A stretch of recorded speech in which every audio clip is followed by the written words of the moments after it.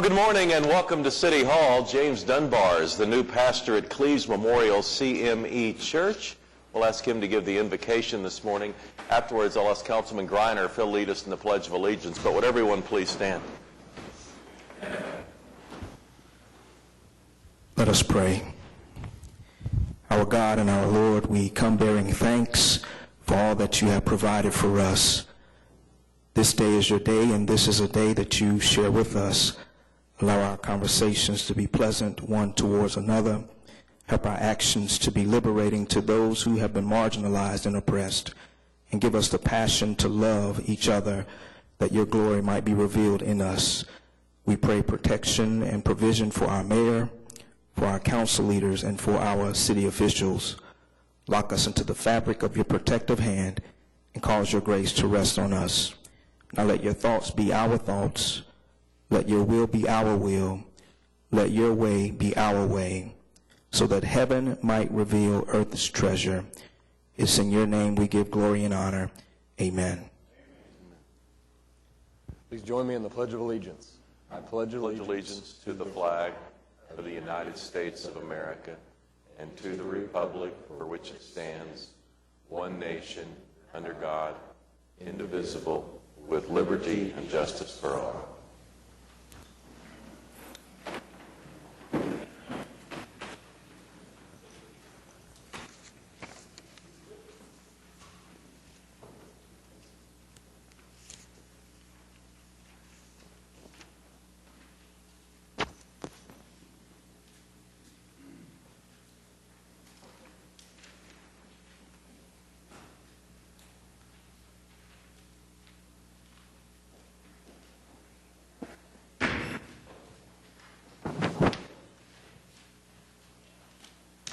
We are so proud of our Parks Department. They are doing some incredible projects and are now going to be acknowledged for some of their work. I'll ask Mark Bates, our forester, to come up. And Doug, you want to come up forward? Neil, why don't you come on up too? And Jennifer can grab some pictures from the side. You may remember Mark. He's been in here before, but Mark is I call him our resident tree guy. I mean, if we have any issue on a tree, Mark's the guy we bring in to consult with, and through the years he's helped us on a lot of projects, and he's coming in today to thank us. I'm going to hand the microphone to him. Well, thank you, Mayor. I'm not as talented as a speaker as you are, so I had to write a few things down for today, but it is great to be here today. After all, it's Arbor Week in Oklahoma, so happy Arbor Week, everybody. Arbor Week, or Arbor Day, has been going on across the country long before Oklahoma became a state. It began in Nebraska in the 1870s. It became important in Oklahoma when the 1903 territorial legislature saw the power that trees had on a prairie state. And so they first began officially recognizing Arbor Day in Oklahoma in 1903. It was more important than for just one day. So in the mid-1980s, our legislature, our state legislature, then began recognizing the last full week in Oklahoma as Arbor Week. And so we're here celebrating Arbor Week. And part of the thing that we do is to encourage citizens to go out and plant trees for all the many great things that we do get from trees across the state. One thing that we've realized and that you've understood here is that the power that trees play beyond beautification. They enhance our natural systems. They clean our air. They clean our water. They improve our property values. All these things trees provide us way beyond beautification. And Oklahoma City is truly one of the leaders in this. I mean, just look what Oklahoma City has been doing over the last several years. You look at the 180 project with all the downtown revitalization of the streets. And an important part of that was a street tree planting to revitalize all those street trees that had been planted some time ago. And it's great to see that they actually use some state-of-the-art technology that's out there to ensure that those trees are going to be around for many years to come. It's amazing to see that. Then we see, of course, with the river, we see all the Bricktown. We see the Core to Shore project that's getting ready to happen. All these things are happening, and trees are playing a major part of all that revitalization effort. One of the things that, under the new leadership of the Park Department, that I'm just delighted to see is that for the first time in Oklahoma City's history, they are doing a 100% street tree inventory And that's through a generous contribution of the Oklahoma City Community Foundation and Oklahoma Forestry Services that's providing this gift to the Oklahoma City. So for the first time, they're going to have GPS coordinates of all the trees in all the city parks, and they're going to have a condition class, and they're going to be in the best position ever to care for that resource, that asset that we have. And just so you know, Mayor, that's the largest of its kind that it's ever happened in Oklahoma. And that's truly, it's happening right here in Oklahoma City, so that's a really great thing to see. Under the new leadership, we're really pleased to see that. So I am here on behalf of Oklahoma Forestry Services to recognize the city of Oklahoma City as only one of 24 cities across the state that are recognized as a Tree City USA.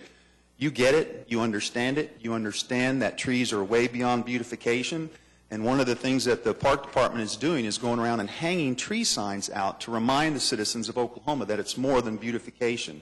Outside the municipal building here, there's some tree tags that are blowing in the breeze. Hopefully they're not blowing away, but there's some tree tags out there that are reminding us of the air quality, the clean water, and all those other things. When I leave here today, I'm going over to the Myriad Gardens, and they're hosting school children coming up over the grounds there, doing these tree tags, talking about the importance of the trees. And so it is really with great honor and privilege that I'm here on behalf of Oklahoma Forestry Services and the Arbor Day Foundation to recognize the city of Oklahoma City as a Tree City USA in Oklahoma. Thank you for all you do, Mayor, the leadership of the council, the Park Department, the other city departments, and all the volunteers in the neighborhood associations that are doing great things for the trees of Oklahoma. So thank you. Thank you. Part of the thing that we have is, if you wanted to show the Tree City USA flag.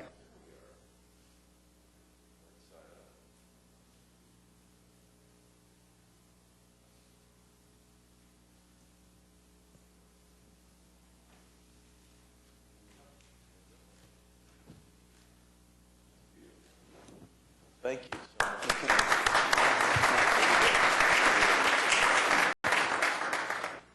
Assuming you can find a spot for that? Yes, sir. Okay. Appreciate it. Thank you. And while we're accepting this award on behalf of the Parks Department, should also point out, last night we had a ribbon cutting at Will Rogers Park for the new tennis center. We have, through some wonderful philanthropy and some matching council dollars, opened up new indoor tennis courts. They have announced the First Serve program, serving underprivileged kids with opportunities to get involved in the sport of tennis. And so a lot of great things are happening in our Parks Department. The USTA was in town. They kind of hinted there'll be some national tennis events coming to Oklahoma City in 2017 based on the Parks Department's oversight of that wonderful facility out there. So if you haven't been to our tennis center at Will Rogers Park lately, you need to go by. It will, again, raise the level of pride you have in our city and show that we're investing in our children and the health of our community. So thanks for that as well, Doug. And thanks once again, and happy Arbor Day. Yeah, you do. All right.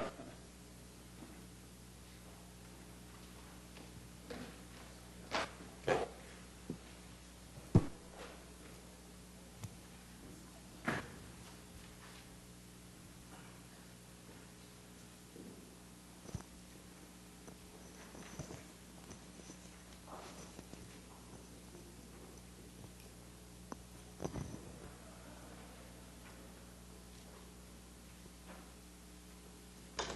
All right, we're on item 4 of the council agenda. It's the Journal of Council Proceedings. 4A is to receive the journal for March 15th, and 4B is to approve the journal for March 8th. Any comments or questions on the journal? All right, cast your votes. It passes unanimously. Then item 5 is request for uncontested continuances. Mayor, we have several this morning, starting on page 9, item 8H. That's a contract for wastewater operations, and that's on the concurrence docket, and it should have been on the consent docket, so we're going to strike that and bring that back next week on the consent docket. Moving to page 11, under item 9C1, item E, 3125 North McKinley, we ask that that be stricken, the owner secured. Item N, 2421 Southwest 49th Street, we ask that that be stricken, the owner has secured. Item R, 309 Southwest 66th Street, we ask that that be stricken, owner secured. Item S, 1117 Northwest 80th Street, we ask that that be stricken, we'll rework that as dilapidated. Moving to page 12, under item 9D1, item J, 2421 Southwest 49th Street. We ask that that be stricken. The owner is secured. Item N, 309 Southwest 66th Street. We ask that that be stricken. The owner has secured. And item O, 1117 Northwest 80th Street. We ask that that be stricken. We need to rework that as dilapidated. What was the first item you mentioned there? It was on item, on page 9, item 8H. That's the contract for wastewater operations. And Okay. we put it on the wrong docket. Yeah, when you said page 9, I thought it was item 9, so I was just making sure I heard it correctly. All right, we'll recess the council meeting, convene as the Oklahoma City Municipal Facilities Authority. 3 items in the MFA. Is there a motion? All right, comments or questions here? All right, cast your votes. It passes unanimously. We'll adjourn the OCMFA, convene as the Oklahoma City Public Property Authority. 3 items. Comments or questions on the PPA? All right, cast your votes. It passes unanimously. We'll adjourn the OCPPA, convene as the Oklahoma City Environmental Assistance Trust. Marcia Slaughter is here this morning to give us a presentation regarding wastewater, or solid waste services. Good morning. So, I'll proceed without the PowerPoint. Today, we're asking you to consider authorization of a new contract for solid waste collection with the same vendor, Waste Management. The process to develop the contract was complex, includes some potential for development of new services in the future. So, this contract involves solid waste collection, including curbside recycling, weekly Big Blue, and monthly bulk waste collection. This contract has the potential to touch about 60% of all single-family residences in Oklahoma City every week.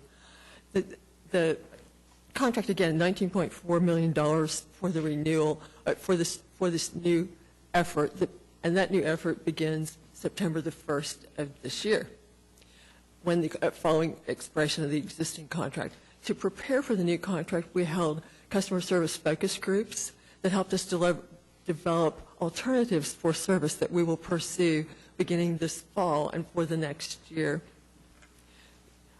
Service alternatives that were suggested by customers and by staff include keeping services the same, which is what we're doing today, changing services to include single-stream recycling, full containerization, which means limiting bag set-outs, 5-day-a-week collection instead of 4, and adjusting the service area for optimum service from either the city or the contractor Waste Management. We're very excited about this. In a couple of months, we'll bring you back more information about the service alternatives that are available under the contract that you may wish to pursue and seek guidance about those alternatives. Happy to answer questions. All right. Any questions for Marcia? All right, Marcia, thank you. All right, is there a motion then on the EAT? Are there any comments or questions from anyone? All right, cast your votes. It passes unanimously. We'll adjourn the OCEAT and reconvene the council meeting with the consent docket. All right, we have a motion and a second on the consent docket. Are there any individual considerations? Jay? And I just wanted to mention item I. Aye. All right. All right, Mark, you want to go ahead and get started with item J?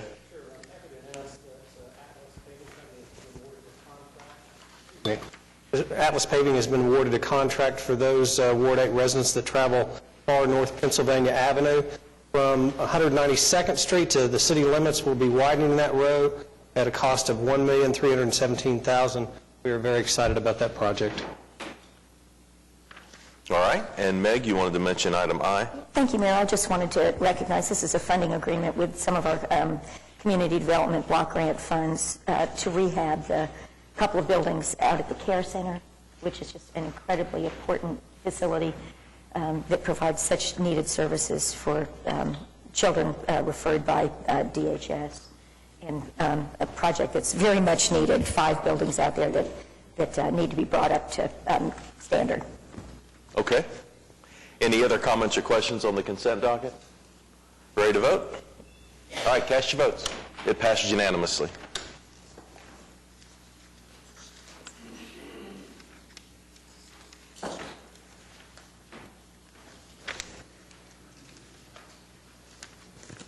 Moves us on to item 8, which is the concurrence docket. Move those items subject to individual consideration. All right, we have a motion and a second. A lot of items coming from the Water Trust. Anybody want to comment or ready to vote? All right. Cast your votes on the concurrence docket. It passes unanimously. Item 9 begins a series of items that require a separate vote. We'll begin with a series of zoning cases. The first is in Ward 2 at 2917 Northwest 29th Street. It's currently R1 single-family residential, and it would become a new R2 medium-low residential district.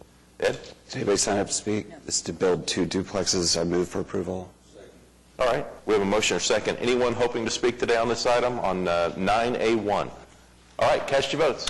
It passes unanimously.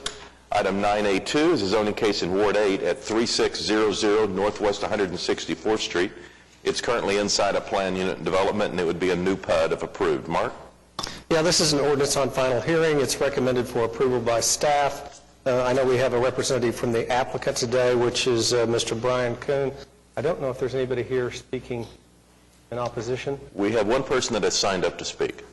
And is that Mr. Carter? It is. Mr. Carter, are you here? All right, Mr. Carter, I'm glad you're here. Mr. Kuhn, would you first like to speak to the application, and then we'll have Mr. Carter follow? Thank you. This property, I'm Brian Kuhn with Hewitt Zollers, representing the applicant for the record. This property up in Northwest 164th, just east of Portland, was in a PUD, probably started about 10 years ago. This tract was zoned pretty much straight R4, no restrictions, no architectural standards, no guidelines other than it was R4.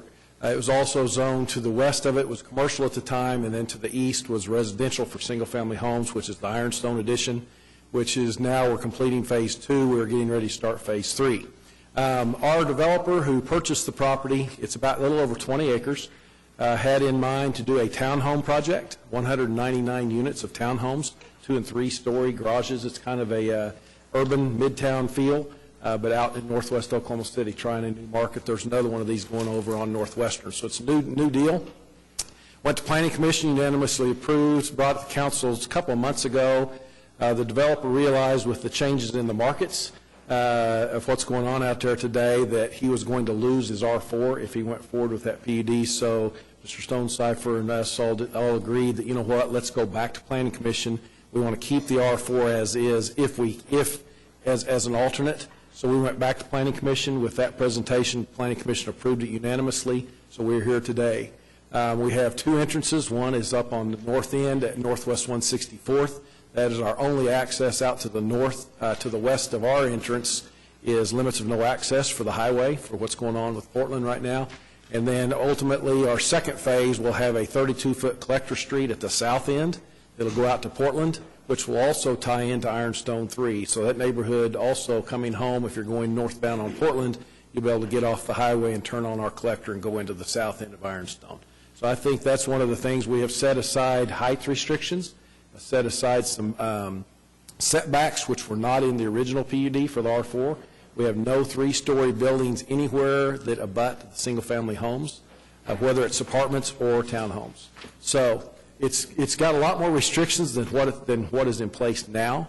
So if you have any questions, I'll be more than happy to answer it. Yeah, would you briefly speak to, I know I've had a lot of conversations with staff and Bob Teener, but would you speak to your meetings with the neighboring residents and the concessions that you've made? You bet. We met with the neighbors at Francis Tuttle prior to going to Planning Commission the first time, explained our product and project. A lot of them were very pleased to see that, okay, a lot of them didn't know that it was R4 when they purchased their homes and said, well, we didn't realize it was apartments, but it's been R4 zoning before they ever purchased our homes. So I think they were a little bit shocked to think that it could be apartments, but a lot of them were very pleased that, okay, we are going to have some townhomes or apartments with architectural guidelines, with height restrictions. So most of them at that meeting that night were fairly pleased, I thought. We had a lot of thank yous at the end of the meeting of thank you for meeting with us and thank you for providing some guidelines. And they were encouraged by your concessions on setbacks, height restrictions, and the access to Portland. correct? Absolutely. Especially up on Iron Fire Court, one of the owners at the south end of that, he looks out over our property and sees for probably a mile, can see Portland, can watch the cars, can watch open field, and that's always our case. You all hear it every 2 weeks or every week about zoning, someone backing up to a field thinking they were going to have a field to look at forever. The property to our east, which is Ironstone, most of it is higher grade, so they're going to be looking over our units mostly, or at least at the second floor, not having someone look down in their backyard. But we did also come up with a restriction of no 3-story units next to the single-family homes. It can be 2-story, just like a single-family house. Let's let Mr. Carter Okay. speak. And I might tell council I enjoyed visiting with Mr. Carter, and if you'd like to speak at this time, you're more than welcome to, sir. That's okay. Good morning, Leo. We will need your name and address for our records, please. My name is Leo Carter. I live at 3513 Northwest 164th Terrace, and I'm just the 5th house down from the end there where the apartments are going to be Okay. put in. And the reason I'm here, I've already talked to everybody in the neighborhood, and I sent out messages asking them to attend the meeting. A lot of people work, they have families and so on. So anyway, I've called Mr. Stone Cipher, and he's a very nice gentleman. My concern is that I'm 74 years old, I'm retired, disabled vet, Navy, so I don't have any children, but in that street there on 164th Terrace, we have a lot of families with little small kids that ride bicycles and all that kind of stuff. What we're concerned about is the entrance off of 164th going into to the left there at the top. I mean, go west. Over. There, right, yeah. We have one entrance there that goes into 164th Terrace, and that's how we go in and out. And we understand is that's going to be the enter and exit for the apartments. And we were asking if it's possible that they could have their own entrance and exit to 164th, where it doesn't interfere with our exit.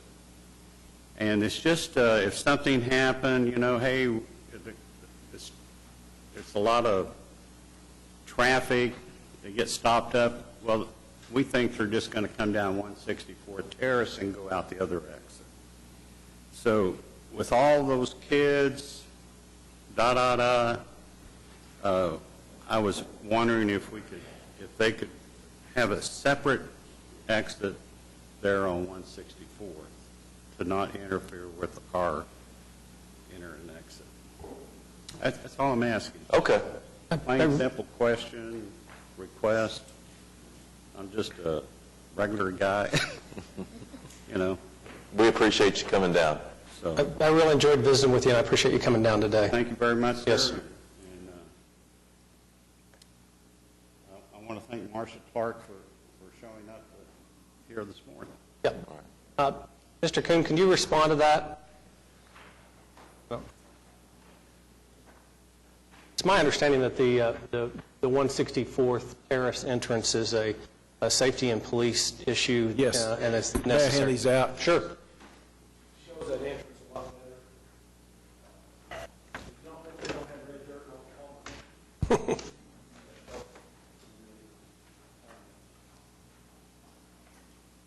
As you look at those pictures, that entrance was not included with that plat. It was an easement dedication.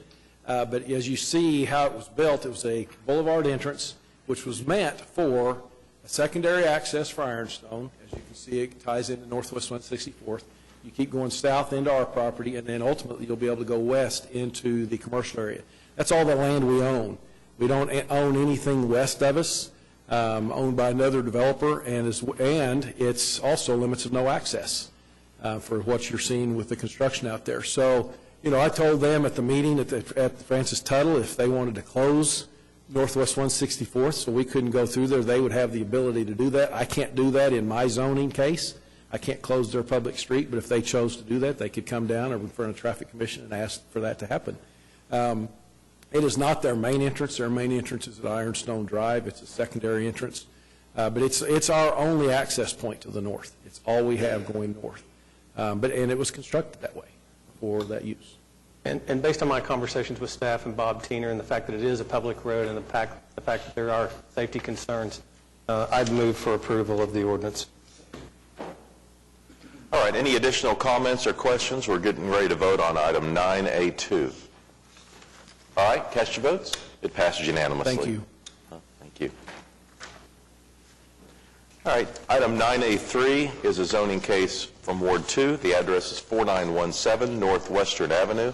It's currently C3 community commercial and R1 single-family residential, and it would be put into a new PUD if approved. And Ed, we have a couple of people that have signed up to speak. If I could just give an introduction before they speak. What I'd like to discuss and vote on first is the possibility of having this referred back to Planning Commission and/or, at a minimum, a delay of 2 weeks in order for us to have a meeting with the neighborhoods to decide, to get feedback from the neighborhoods as to what amendment would like to be proposed to this PUD. It's unprecedented that you have myself, the Planning Commissioner, the Traffic Commissioner, neighborhood leaders, some of whom are here today, all asking for this continuance. And I'd ask the council to please consider that the uniformity of that request. We continued this for 2 weeks.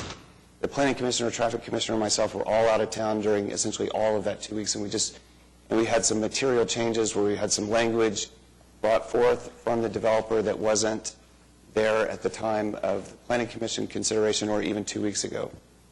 I want to make clear that there's no problem with the development. I love this development, and so do the neighborhoods and everybody involved. And nobody loves it more than me, having residential on top of commercial. So there's no problem with the development whatsoever. The question is, what happens if the development never transpires? And what are the implications for the surrounding neighborhoods down Western Avenue in Douglas Edgemere, Helm Farm, and Crown Heights? I guess I'd also ask the council to consider there really is no urgency to the matter. The Planning Commission approved this under the assumption that the development was imminent. What's become clear since then, I met with the developer and the attorney, with Kenny Jordan and Bob Teener after the last meeting. The developer has not met with any bank. There's no financing. There hasn't even been discussions about financing yet. There will be a need for additional investors, and no additional investors have been even approached, much less have discussions at this time. You'll need to find a place to move the dry cleaning plant, and that has not been secured. Any one of those three could make the development not occur and certainly would result in a delay. The developer told us in our meeting that it would be a minimum of 2 years before this began. The developer told the Traffic Commissioner in a conversation last week that it would be a minimum of 5 years before it began. And that's written in the letter that I think has been placed on all your desks here. So if we're talking about a minimum of 5 years, the Planning Commission never would have approved it if they knew that we were talking about 5 years before beginning. They oftentimes reject that. People come to them trying to put a PUD or things on land that they're planning to sell to increase its value. They send them away. The Planning Commission would have never approved this if they knew that we were talking about such a delay. So the development is not imminent. It's years away.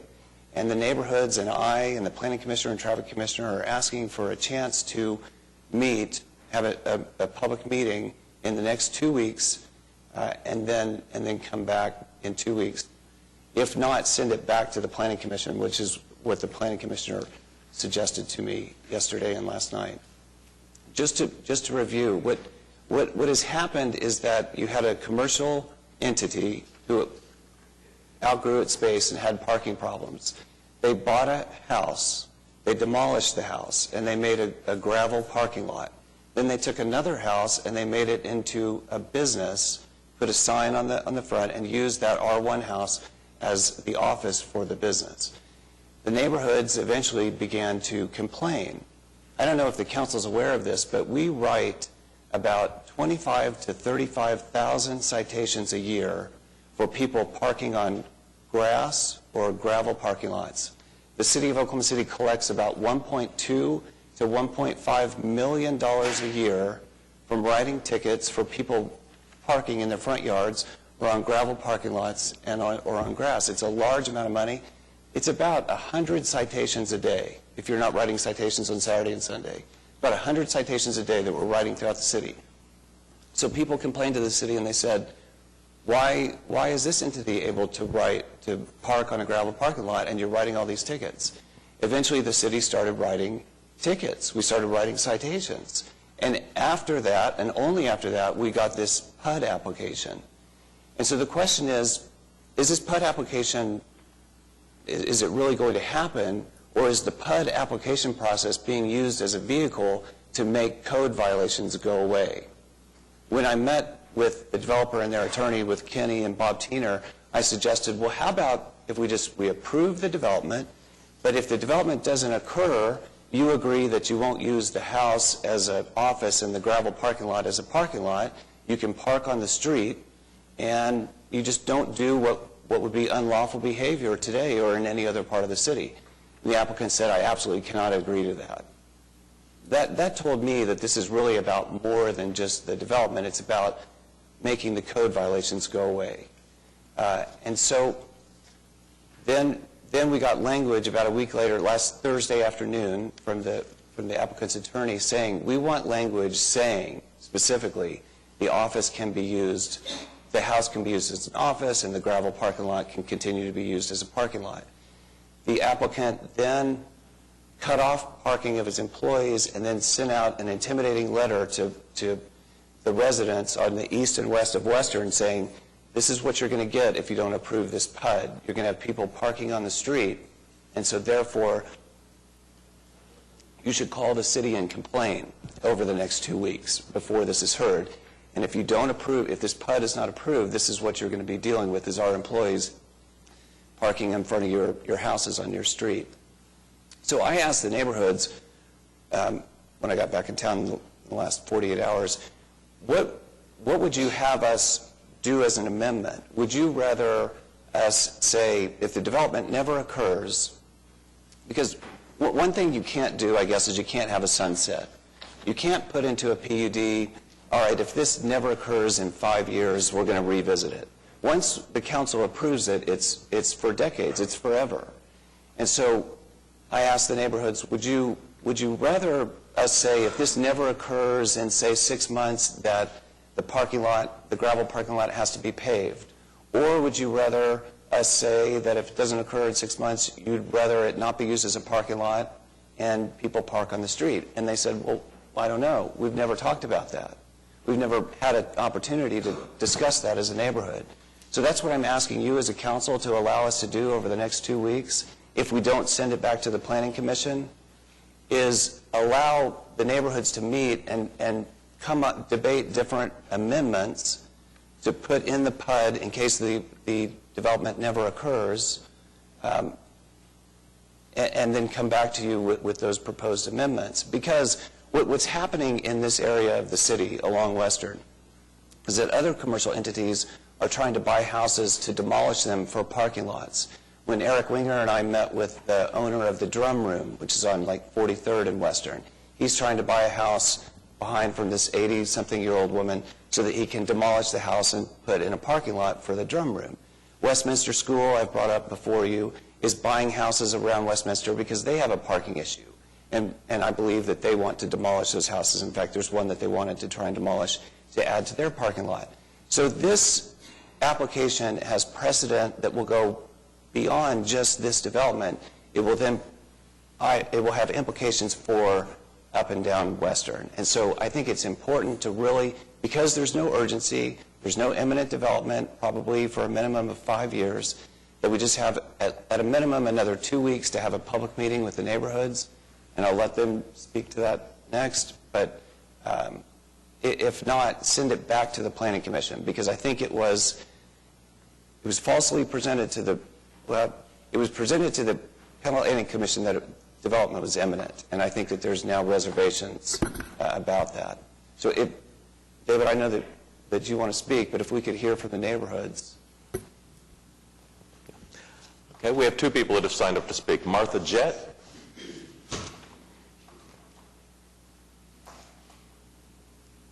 Good morning, Martha, and we will need your name and address for the record. Martha Jett, 4914 North Harvey Parkway. I am 5 blocks due east of this development, which we love. We love it. You're on 49th Street? I'm on Harvey Parkway. I'm the far east boundary of Douglas Edgemere. Okay.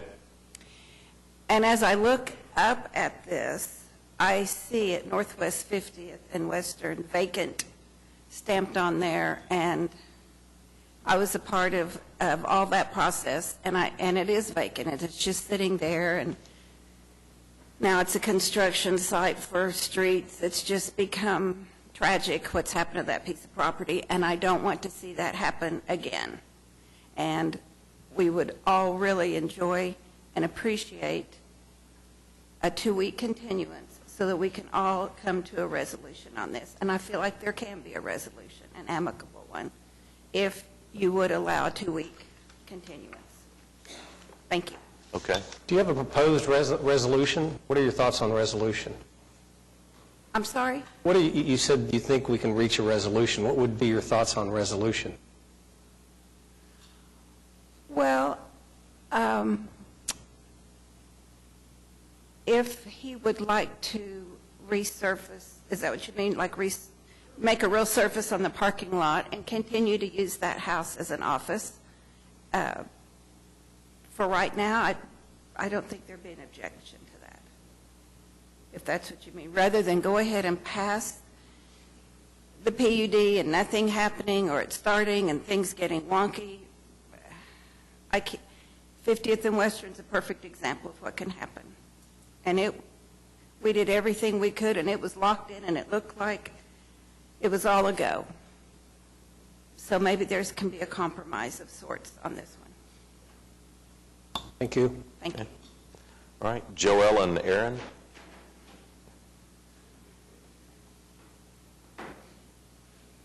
My name is Joellen Aaron. I live at 920 Northwest 49th Street. Dr. Shadid and Martha have pretty well covered what we think needs to be considered. We would like a continuance. There are several things that need to be addressed. And the concept that this project is potentially 5 years down the road is very troubling. A lot can happen. As you all know, I live almost on top of that piece of property, or that corner at 50th and Western, and Chesapeake's proposed development at that time was quite extensive. They came in and tore down almost an entire block, as well as some homes. It never happened, and here we sit down the road with a very large, empty piece of property that is being used by the city or their contractors to construct everything else along Western. We would like a continuance to really consider this. And one thing that I would really like the Planning Commission and the city to consider is how we go about allowing demolition of property. I think people can come in and demolish something, and they don't have to prove that it needs to come down. So, like Chesapeake took down houses, tore it down, said, oh, look, it looks like a vacant piece of property. So that's the way their taxes went. It went for a piece of vacant property, not a residence, on the corner of 49th and Western. There are just a lot of implications, as I think Dr. Shadid eloquently addressed. We would really appreciate a continuance to consider how this property is going to be used, what sort of demolition is going to happen. I don't think it's going to happen anytime soon. The property immediately south of the Legacy Cleaners has in fact been improved in the last week, the last month. They have put up a really nice, rather expensive decorative fence with large decorative gates going into the property. So that tells me they don't plan on doing anything in the very near future. They have in fact made it look a lot nicer. So that house isn't going to come down to put in a new project. But we really would like a continuance. The neighborhood needs to consider exactly what the ramifications of demolition, financing, all of that, how much of this is really imminent. And we please ask the council to consider planning's request, Dr. Shadid's request, and our request. Thank you very much. Could I just ask a quick question also? Could I just ask a quick question? Because I went and drove it yesterday and drove all around the blocks. And do you really want a paved parking lot there? Where the gravel lot is, right? Do you really want an asphalt parking lot there? Right now, like I said, I think it needs to be talked about more. Mr. Turrentine initially started this whole process without even requesting a change of zoning. He just went ahead and tore down a building, put in his own parking lot, took a residence, turned it into an office, and did not come to planning or to the council or anyone to do that like everybody else is required to do. So essentially what is existing right now is illegal and has been for a couple of years. We've had at least 10 cars parked down east of Western on 49th Street this last 2 weeks. There are several cars parked west. His parking lot in front of the business has 20, I think 18 to 20 parking spaces, and those were all vacant. And as I have lived there in that area since 1970, I have never seen that parking space filled with customer parking. It's all mostly employee parking. Okay. Kevin Bundy.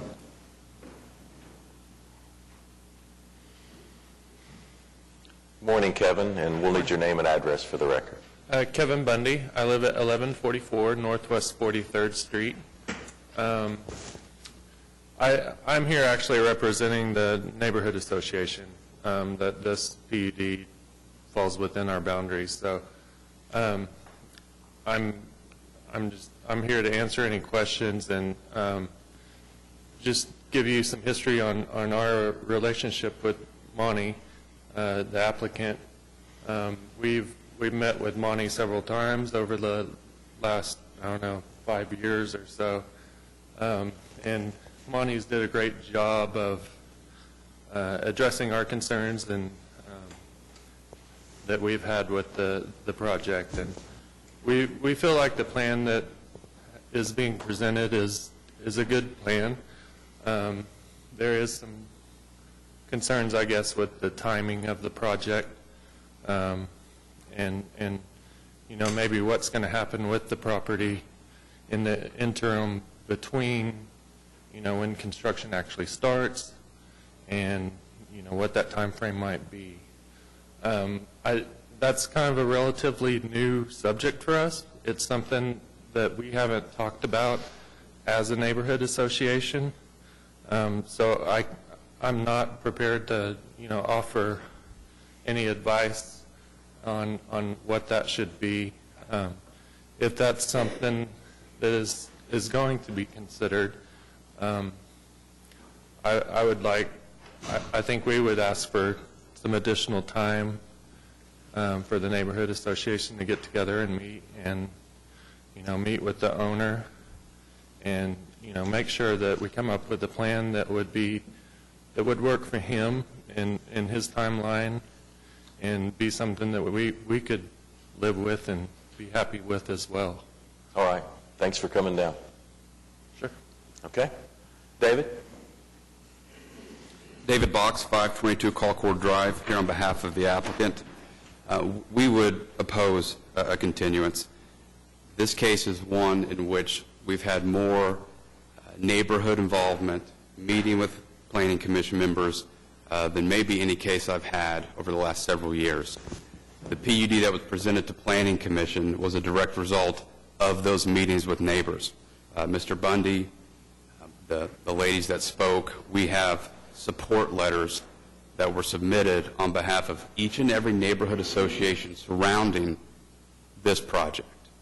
So while we understand their concerns, it was represented that this case was falsely presented to the Planning Commission. That suggests that I somehow deceived the Planning Commission on the timeline. That's not accurate. Ms. Powers, the Planning Commission member for Ward 2, and I had conversation after conversation after conversation about the timing of this. She understood that there are no guarantees, but I believe where Planning Commission and ultimately Ms. Powers came is we have to take the application on the merits of this case, not who is the developer, not when are they going to build it. I've never seen a developer have to stand up here and provide a detailed timeline of any development, because that's not an appropriate question to ask in a zoning case. The question that is to be asked in a zoning case is this an appropriate use of the land? One of the things we look to for that question is the comprehensive plan. Does it conform? This overwhelmingly conforms to the comprehensive plan. It overwhelmingly conforms to the Western Gateway plan. That's why it received unanimous approval from the Planning Commission, unanimous approval from each and every neighborhood association surrounding it. This went to Planning Commission in January.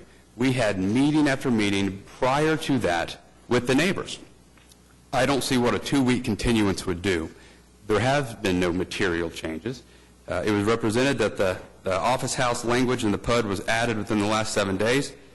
That was in the PUD in January when it went to Planning Commission. Planning Commission voted on it with that language in it, understanding that the office house would remain until such time that the first building is built within this PUD, and then it ceases to be used as an office. It must go back. Right now there's a sign on that house. I've asked my client to take that sign off. He's agreed to do so. We do have the parking lot that as of today is illegal. One of the issues with parking is we could certainly block that off, but it's a worst case scenario for the neighbors. Because what will happen is all of the employees will be forced to park along 49th and 48th Street. I would submit that that's a worst case scenario for the neighbors. We discussed that at length with Planning Commission and the neighbors. We believe it's a better scenario for the parking in the interim to be where it is. It forces the parking off-street so that the neighbors can enjoy a peaceful street. So the other issue brought up is my client hasn't met with investors. He hasn't met with a bank. He can't do that yet. He can't get financing for a project until he has approval for a project. If he goes to a bank to get a loan for a mixed-use development that he doesn't have legal zoning approval for, he's probably not going to get it. This is a first step in that direction, just like every other developer that comes to this council seeking approval for any sort of zoning change. So we would ask for your approval. We believe that this case has been thoroughly vetted through not only Planning Commission, but the neighbors. Additionally, the PUD is going to require other administrative approval. We're going to have to go to Traffic Commission. So there's going to be an additional level of oversight past today's hearing. And so with that, we would certainly oppose the continuance and ask for your approval.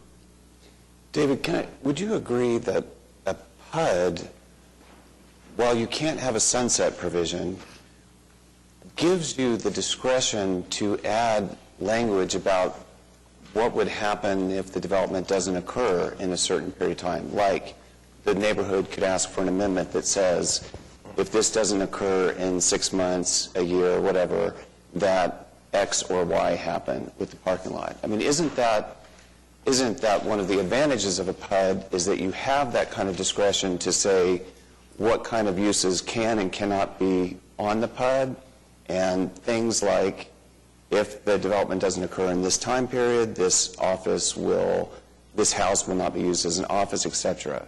Does a PUD allow us to offer that kind of amendment? No, I believe the use of a PUD is a zoning tool. The zoning tool of a planned unit development allows a developer or an applicant to come in and alter what otherwise would be permitted in straight zoning. This case is a great example. If you look at it, a big chunk of this site is zone C3. That would allow very tall pole signs. That would allow every commercial use imaginable. So what we have here is a PUD that essentially significantly downzones this property, gets rid of signs on a go-forward basis, restricts a lot of uses that could otherwise be done today. And so it's a zoning tool to come up with unique concepts that a traditional zoning district wouldn't allow. So you don't believe that we would have the discretion to add language in an amendment that would say if the development doesn't occur in a year, the house can't be used as an office? I have never seen that in my time. Do you believe that we have the ability to do that? No, because the reason why is zoning requires notice and a public hearing, and that's no different than a sunset provision. You'd be changing the use of the land administratively at a certain date in the future without notice and an opportunity to be heard. Yeah, I'm not arguing with you. I'm just asking, and from my mindset, if I'm a landowner and I want to get something rezoned so I can develop my land in the future, so I can market my land in the future, so I can go to the bank and get a loan in the future, to put a timeline inhibits that and hurts that, and it hurts my marketability of the property. And so I think if we start interjecting timelines, we're setting new precedent that's never been done before in my mind. I'm just asking, not telling. Kenny, do you believe that that the neighborhood could ask for that amendment? I do, yes. Right now, the building, David was correct on the Building 7 regulations. And to be clear on this, Building 7 is the residential R1 residence that's behind the laundry and behind the parking lot. That actually is an illegal use of the R1 residence. So it's being used as a commercial office. So the existing language that was put in the PUD at the Planning Commission is that at the time any other building is constructed within the PUD, Building 7 reverts to R1 single-family residential district. So you already have a reversion there to R1. The language that's been added to the PUD since it was before council last time is the existing gravel parking lot, and the gravel parking lot is actually an unlawful use too, because it's, number one, it's on R1, and number two, it's also not paved. So the non-conforming existing gravel parking lot would be allowed to continue until such time as the parking lot shown in the master development plan is constructed. So in my view, it's really up to the council whether or not they want to adopt it the way it is, or whether or not they want to say that these uses have to revert back within a certain period of time if the development's not done. That's really the issue. If the development is never done, then these are essentially grandfathered in permanently. In those Building 7, go ahead. Well, the other thing I was going to say is I have PUDs in Ward 8 that are dating back to the 80s, and they've never reverted. And what you're telling me is that's just because there's not language in the PUDs. Correct. It's negotiable. And the Building 7 language was specifically negotiated with the neighbors. And it was after we made those additions back in January prior to Planning Commission that we finally got the Helms Farms to sign off on this PUD. Now, the language added within the last couple of weeks on the gravel parking, we had always thought that the PUD would allow that gravel parking on a go-forward basis. After meeting with staff, they didn't feel like it was clear enough, and so we added language. Immediately after I added that language, I did call Ms. Powers, the Planning Commission member, and told her. And we had a conversation about, well, yeah, we had always thought that it would make this use legal on a go-forward basis until such time that the parking proposed in the PUD was constructed. So it wasn't adding something that was different than we had all discussed for the months and months leading up to Planning Commission. It was just putting firmer language that staff felt comfortable addressed that if it were approved by council. The leadership of the neighborhoods is here before you, asking for 2 weeks. I'm tasked with representing the neighborhoods, and I can't tell you as a council what I think would be their preferred amendment, if any. Maybe they don't want. Maybe they want us to just pass this as it is. But with the new language in the last week, I can't represent them because I haven't had an opportunity to have a public meeting and get feedback from the neighborhood and ask Would you prefer they park on the street? Would you prefer we pave the parking lot? What happens if this development never occurs, which we learned in the last week is not 2 years away, but as was told from the developer to the traffic commissioner, a minimum of 5 years away? I don't think I'm unclear on the changes that have been made since the last deferral. Can you go over that again in language that I'd understand? Yes. I added one section to the PUD since last meeting. It's on page 7, and it's section 8.1.5, and it deals with the existing gravel parking lot. And all I did was put in language that the existing gravel parking lot will become a legally non-conforming use until such time that the parking proposed in the development is constructed. That is the understanding that we all had as we were working through the Planning Commission process. Mr. Tiener didn't feel like it was appropriately addressed in specifics in the PUD, so I added that just to clear the air. Okay. Again, I called Ms. Powers, and she was like me. She had thought, because we had talked about it at length, that it was already going to be that way. We just cleared it up. Okay. What it effectively does is say that if the development never occurs, you're giving legally non-conforming status to a gravel parking lot while we're going around the area writing citations for people parking on gravel or on grass. And there is a risk, I would think, that you're treating one segment of the population different than another segment of the population. When we're saying to all the residents in Oklahoma City, you can't park on gravel, you can't park on grass, we're writing 100 citations a day and collecting $1.2 to $1.5 million a year, and then we're specifically adding language that gives legally non-conforming status to a gravel parking lot and using a house as an office in a situation where the applicant just tore down a house and didn't, without a permit, and did it illegally. Well, yes. The house wasn't torn down illegally. This is not a HP designated area, so there's nothing illegal about the demolition of the house. Okay. Do you have to have a permit to demolish a house? But he went through the proper process. It's not HP, so you don't have to have some sort of special approval to demolish a single-family structure. Do you have to have a permit? I'm not sure. But to say it was an illegal tear down, do you have to have a permit to tear down a house? So one of the amendments proposed by the councilman last Friday to us was pave the parking within 180 days. My client is willing to pave it within 6 months, if that's the will of the council. Excuse me. Yeah, David.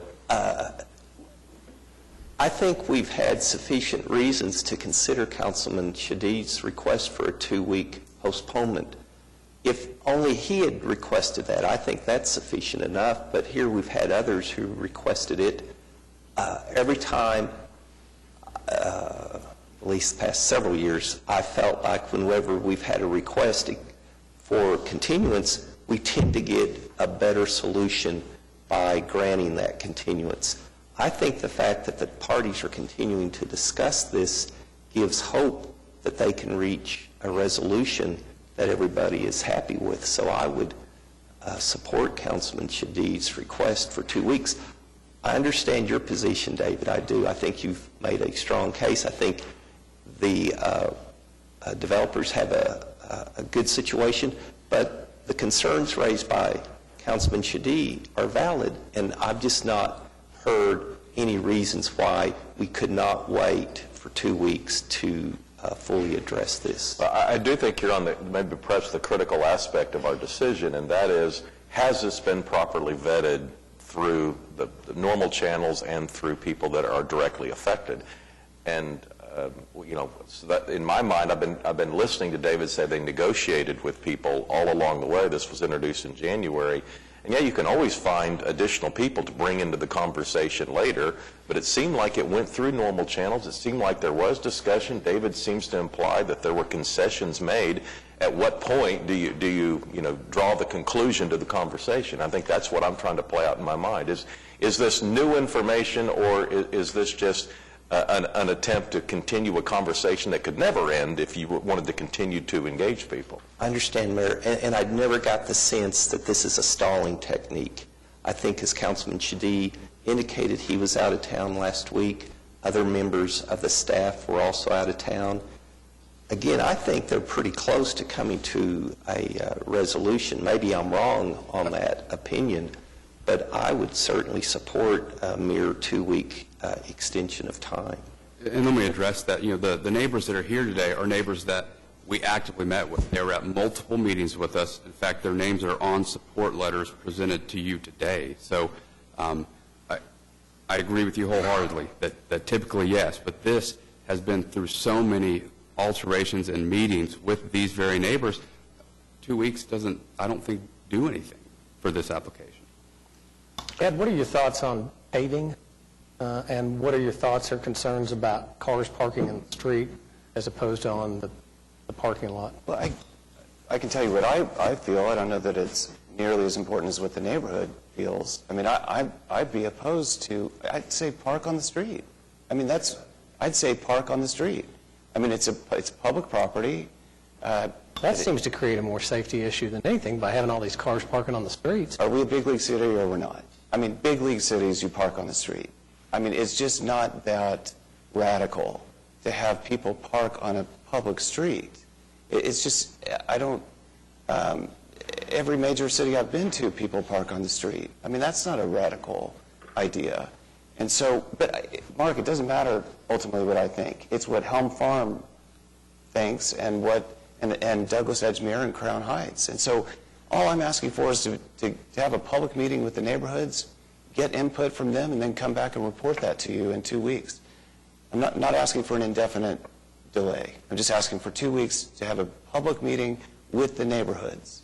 And I really can't understand why the applicant would be opposed to that when he's espousing all the work he's had with the neighborhoods. Why not allow them what they're coming to the council and asking for, which is one more public meeting where we vet these issues and ask specifically, what do we do about the parking? What does the neighborhood want?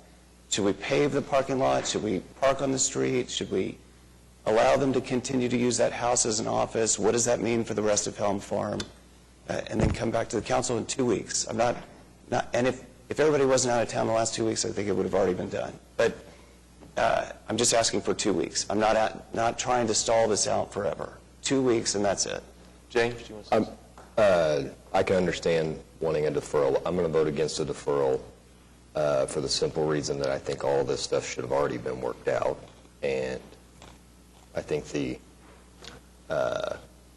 deserves an up or down vote now. Okay. Larry, do you want to say something? Yeah, when this was deferred 2 weeks ago, everybody knew what their schedules were at that time.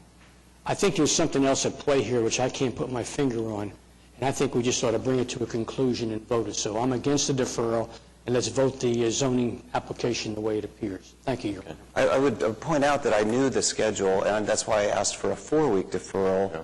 And that wasn't granted. So then the 2 week is what we took. But I knew the schedule, and that's why I asked for 4 weeks at the time, so that we could meet with the neighborhoods. Yeah. I think we have a woman who wants to speak. She's standing up, and nobody else is standing up. So I'm guessing she has something to say. We'll need your name and address for the record. Martha Jett, 4914 North Harvey Parkway. Okay, I have a question.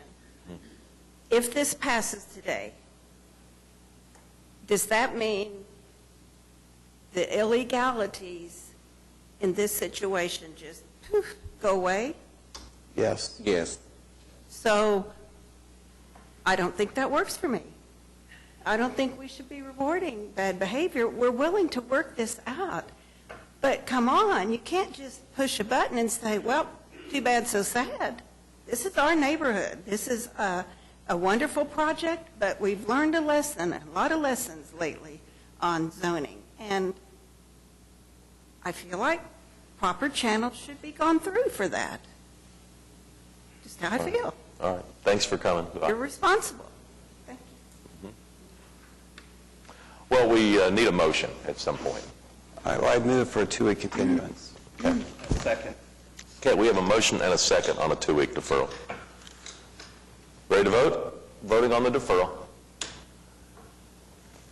And the deferral fails, 4-4. Is there another motion?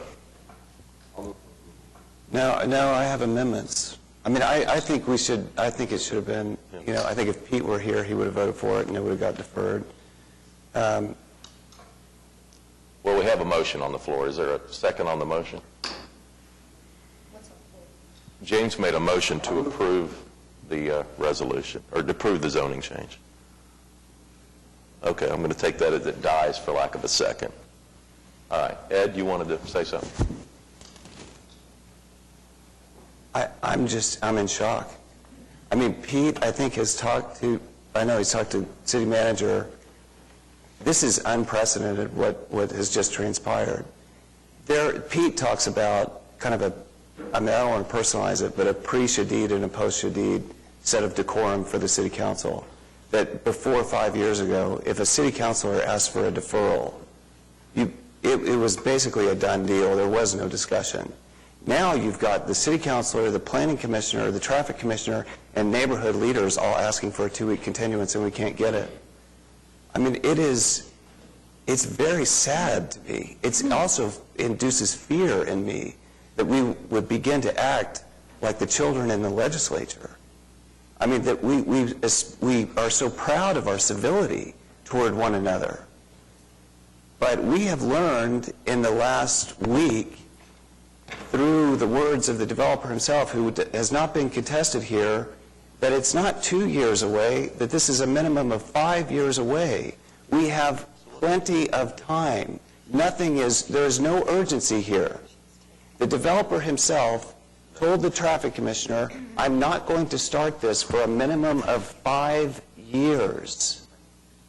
But the council will not allow 2 weeks to have a public meeting with the neighborhoods to just figure out which amendment to add to the PUD that then can be voted up or down by the council.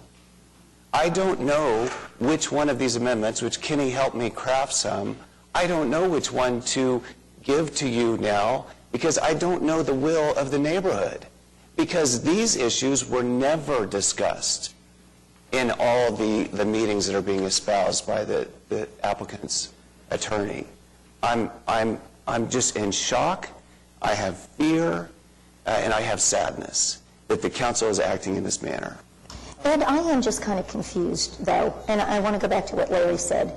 All of these conversations have been had. All of the neighborhoods, the packets we've received have approval from all of the neighborhoods already about all of the subject matter. So something has brewed up. If the developer had told the neighborhoods and had told the planning commission and had told the planning commissioner what he told the traffic commissioner in the last week, which is I'm not going to start for 5 years, you wouldn't have agreement.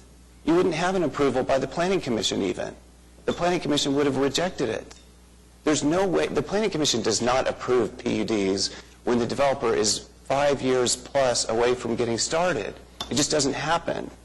And so that's a change. Now, I continue to be confused. The Ward 2 Planning Commissioner seconded the motion to approve this at the Planning Commission. She did not understand that it was more than 5 years away from starting. And she told me last night, the Planning Commission would have, in her view, would have rejected the application. And she feels that the best course of action at this point is for the council to send it back to the Planning Commission. I would disagree because the question is never asked. Because the question asked in the zoning case is the use appropriate. We don't get into discussions at Planning Commission on what's your timeline for development as if that were some sort of benchmark as to whether or not they would recommend approval on a zoning case or not. So, David, let me ask you this. What would stop, let's say that somebody engages in illegal behavior and they tear down a house, put a parking lot or whatever. What would stop anyone who's now getting citations from the city that are costing them money and who is in legal jeopardy from then coming up with a pie-in-the-sky PUD, paying the $1,800 application, having beautiful schematics of what they're going to do, go through the Planning Commission, and then never do it, and therefore use it as a vehicle to make their code violations go away? What would ever stop someone from just, if we approve this, from just coming up with whatever, because we don't know if a bank would approve this, we don't know if we've got financing, we don't know if we have investors, we don't know if there's a place to move the plant. So what would stop anyone who's engaged in illegal, unlawful behavior and is getting citations from the city from just coming up with a PUD and saying, I'm going to build a 4-story mixed-use development. It's going to be great for the neighborhood. I would argue that any zoning change does that. Any zoning change it causes things to go from unconformity to conformity. So any of these zoning changes that we look at is making things that were previously illegal now legal. And that's often the case where somebody will have a property that they acquired and perhaps it was illegal, and they'll rezone it to make it legal. And here we do have a unique situation in that, yes, the parking as it stands today is an illegal use, but that illegal use is a much better scenario for the neighborhood. Let me ask you this. Would your client entertain a motion? I know he wants this decided quickly and he wants to move forward. Would your client entertain a motion to continue this 1 week and we come back and look at it again next week, and that gives you time to meet? Yeah, I think we'd prefer an up or down vote, because what we are afraid of is that there are forces out there contacting neighbors, telling them things that aren't accurate, aren't what we discussed in our meetings, and that it's not going to be a productive continuance. David, I do think it's important that the neighbors took the time to come down here today. I mean, I think there is some serious merit in the fact that people are concerned enough to take their time to come down here and discuss this with us. I can't disagree with that point. I'm not convinced that 1 week is such a big problem. Are you comfortable with 1 week? Can it get done in 1 week? I'll take what I can get. Hey, you want to give me a week? You want to give me a day? I'll do it tonight. I mean, I'll do whatever I can get. So I need 2 weeks, I think, would be better. If a week is, but then we'll have the meeting this Thursday night or something, or this weekend. I'll make a motion to continue it 1 week. Second. All right, we have a motion and a second for a 1 week deferral. Cast your votes on the 1 week deferral. The deferral passes. Thank you. I'm very grateful. Thank you. Thank you.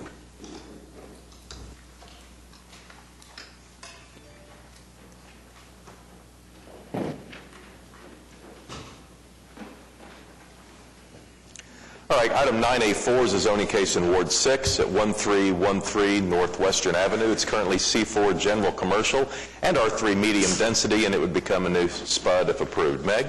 Thank you, Mayor. Has anybody signed up, Francis, to speak about this? This is a really exciting neighborhood. This project is at 1313 Northwestern, and I hate to say that there were some houses torn down in order to create a vacant lot, but an actually exciting development is going to come on. 3 stories with a potential roof. It's really right at the corner of Western and Chartel. And there's a move afoot to create a brand new district called the Makers District. Our friends, the Bewleys, that do the beautiful glass work, are along the street there, and there are lots of folks that do arts and crafts and manufacturing, and this is just a piece of that. There's a very interesting brick alley to the east of this, or to the south of this property, that with the TEs, they've agreed to keep that alley in place, and I believe they've agreed to all the TEs. Staff, they've agreed to all the TEs? Okay, great. Well, I would move approval of this project. All right, we have a motion and a second. Any comments or questions on item 9A4? All right, cast your votes. Passes unanimously. Item 9A5 is a zoning case in Ward 7 at 10301 North Midwest City Boulevard. It's currently AA agricultural, and it'd be all put into a new SPUD. John? All right, thank you, Mr. Mayor. Madam Clerk, has anyone signed up to speak? We did have some protests to this application. The Planning Commission did approve, and what this is for the purpose to divide a existing 5-acre lot into 2.5 acres lot with a single-family residence on each. Again, the Planning Commission did approve, seeing that there is no protest. No protests here, but we did have 4 legal protests. Is anyone here to speak on this particular item? Yes.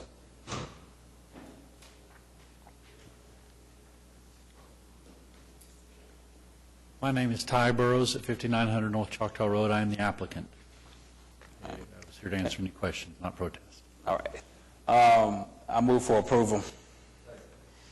All right, we're voting on item 9A5. Any else want to comment on this item? Cast your votes. It passes unanimously. Item 9B is a public hearing regarding dilapidated structures. Is there anyone here hoping to speak under any item listed under 9B?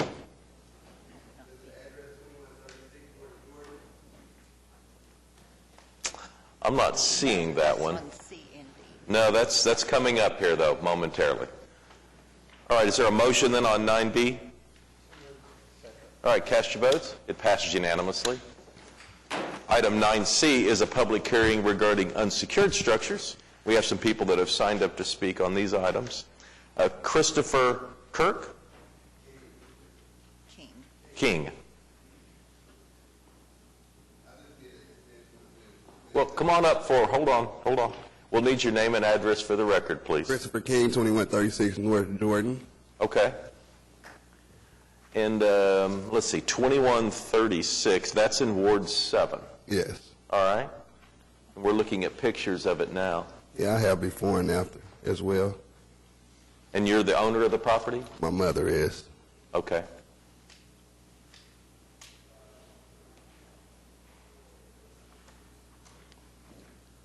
Do you need to see the picture? What are your plans?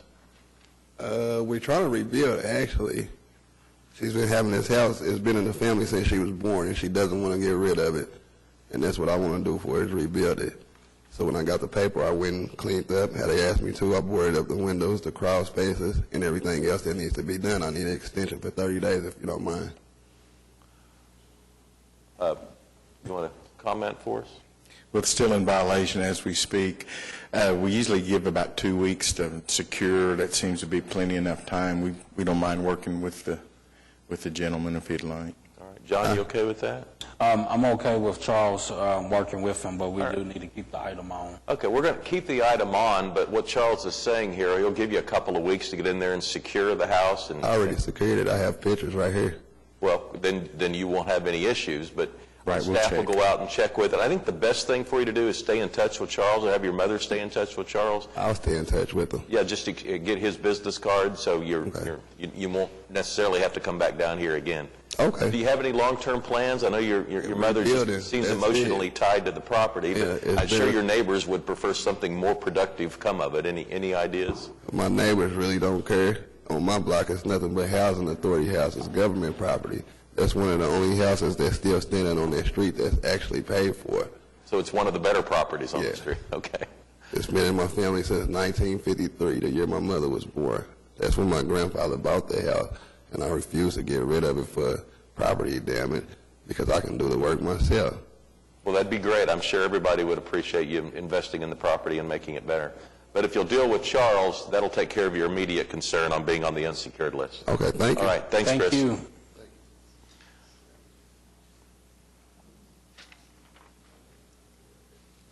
All right, David, come back up. Let's see, we have item 9C1 and 2, and you're representing a property owner? Yes, I represent Mr. Tannenbaum, who owns the old Lincoln Plaza Hotel. I want to give the council an update. A zoning case did come through a couple years ago. My client is working through the historic tax credit process, which is a very lengthy process, so he is still pursuing this. We have worked with staff. We appreciate their efforts, and we are going to continue to work with them to make sure that anytime we have an opening that's unsecured like that, we do secure it. But I did want the council to know that we are working through that historic tax credit process. That's why it seems stalled right now. Okay. The immediate concern seems to be that it's unsecured. Charles, am I right about that? Yes, that's correct. We've worked with them, and they have a plan to get it secured, and we can work with them still. Okay. So thank you. Work with Charles. Okay. And Yvonne York? Yes, please come up. Your note indicates you have a property at 3101 North May? That's right. Okay. I believe that we have everything finished except the south door. It's going to take a week or so to decide what and how we can do this. If we board it, we'll only have one entrance to move stuff in and out, and that's on an incline. We're trying to decide whether we want to board that or put a plexiglass. It's not going to be very easy to put glass back in it because it lasts about 1 day until we can get fencing or something to patrol that particular area a little bit more. It's very, very bad right through there. I saw a picture of our office that has been taken care of before our workers left yesterday evening at 5 o'clock. Everything, I think I would welcome you to come by and look again. Everything is taken care of except that south door. It is barred. It has bars on it. People cannot get in. I guess little varmints could get in. We have a lot of work to do inside simply because of the window breaking and people crawling through the windows trying to stay out of the cold this past winter. Let me check with Councilman Shadid. Do you have any thoughts on this? She's almost through. I mean, we want to leave it on. If it's done in the next 2 weeks, we'll close the case. Okay. That keeps her from coming back. And Dr. Shadid, our office is open from 9 a.m. to 5 p.m. I still want to hear from you to talk about a sidewalk down through there. I think that would help alleviate a lot of that. We're getting sidewalks all over the place and on the opposite side of the street, but the little kids in the afternoon come through from school on bicycles and peck out windows. Then the ones that are not so nice and that are a little bit bigger come at night and take things and break larger windows and do more damage. But it would certainly help. We've had that in the neighborhood for years and years, and it's been a wonderful business, and we want it back that way again. So I want to thank each one of you for working with me on this, and anything you need for us to do, let us know. I would like to talk about maybe some fencing around a portion of it, too. We have our back with a nice fence around it, but we need a little bit more right now until we can get things going. So I would appreciate talking to you. Thank you. Okay. Thanks. We'll leave it on. Thanks, Charles. All right. Anyone else here to speak under any item listed under unsecured structures? All right. How about a motion on 9C? Cast your votes. It passes unanimously. Item 9D is a public hearing regarding abandoned buildings. Is there anyone here hoping to speak under any item listed under 9D? All right, no one signed up to speak, so how about a motion to approve the abandoned building list? And if I have a motion in a second, cast your votes. It passes unanimously. Item 9E is a public hearing regarding removal of properties from the abandoned building list. Is there a motion to approve this? All right, we have a motion and a second. This is a public hearing. Is there anyone here hoping to speak under any of these items? Yeah, Yvonne. Well, come on up here so I can understand what you're trying to say. We're on 9E. On abandoned properties, that is still down on 9D as well as the upper part. Well, yeah, we left it on there, but Charles has indicated that you're working with them and moving forward, and we shouldn't have an issue on it. Yeah, it's in 2 places. Thank you. Right. I do really want to compliment the Yorks. They've done an unbelievable amount of work in the last 2 weeks to get it from the whole front. Looks great. Plywood, painted white, red trim. It really looks super nice, and there's just one door that's left to be fixed. Is there a motion on 9E? All right. Cast your votes. It passes unanimously. Item 9F is a resolution which would approve the contract for the new MAPS 3 modern streetcars. I think we're going to have a presentation. David Todd is here this morning to introduce our friends from Jacobs. Good morning. I'm really happy to bring you this contract today for the streetcars. There's been a lot of people who have been involved in doing this project, not only the MAP staff, ADG staff, the Jacobs team, and our municipal councilors team, but most notably Amanda from the municipal councilor's office and Rob Edgecombe have been the forerunners in this process. So I'd like to introduce Rob Edgecombe, and he will go over the high points of the contract for you. Good morning, everybody. It's nice to be back with you again.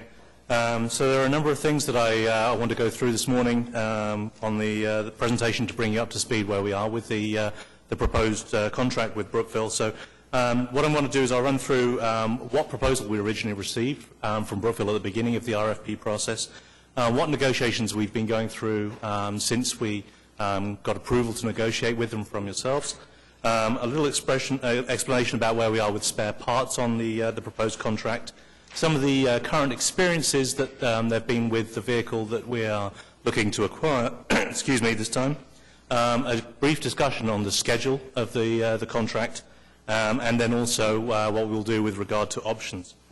There is a presentation that runs with this, so...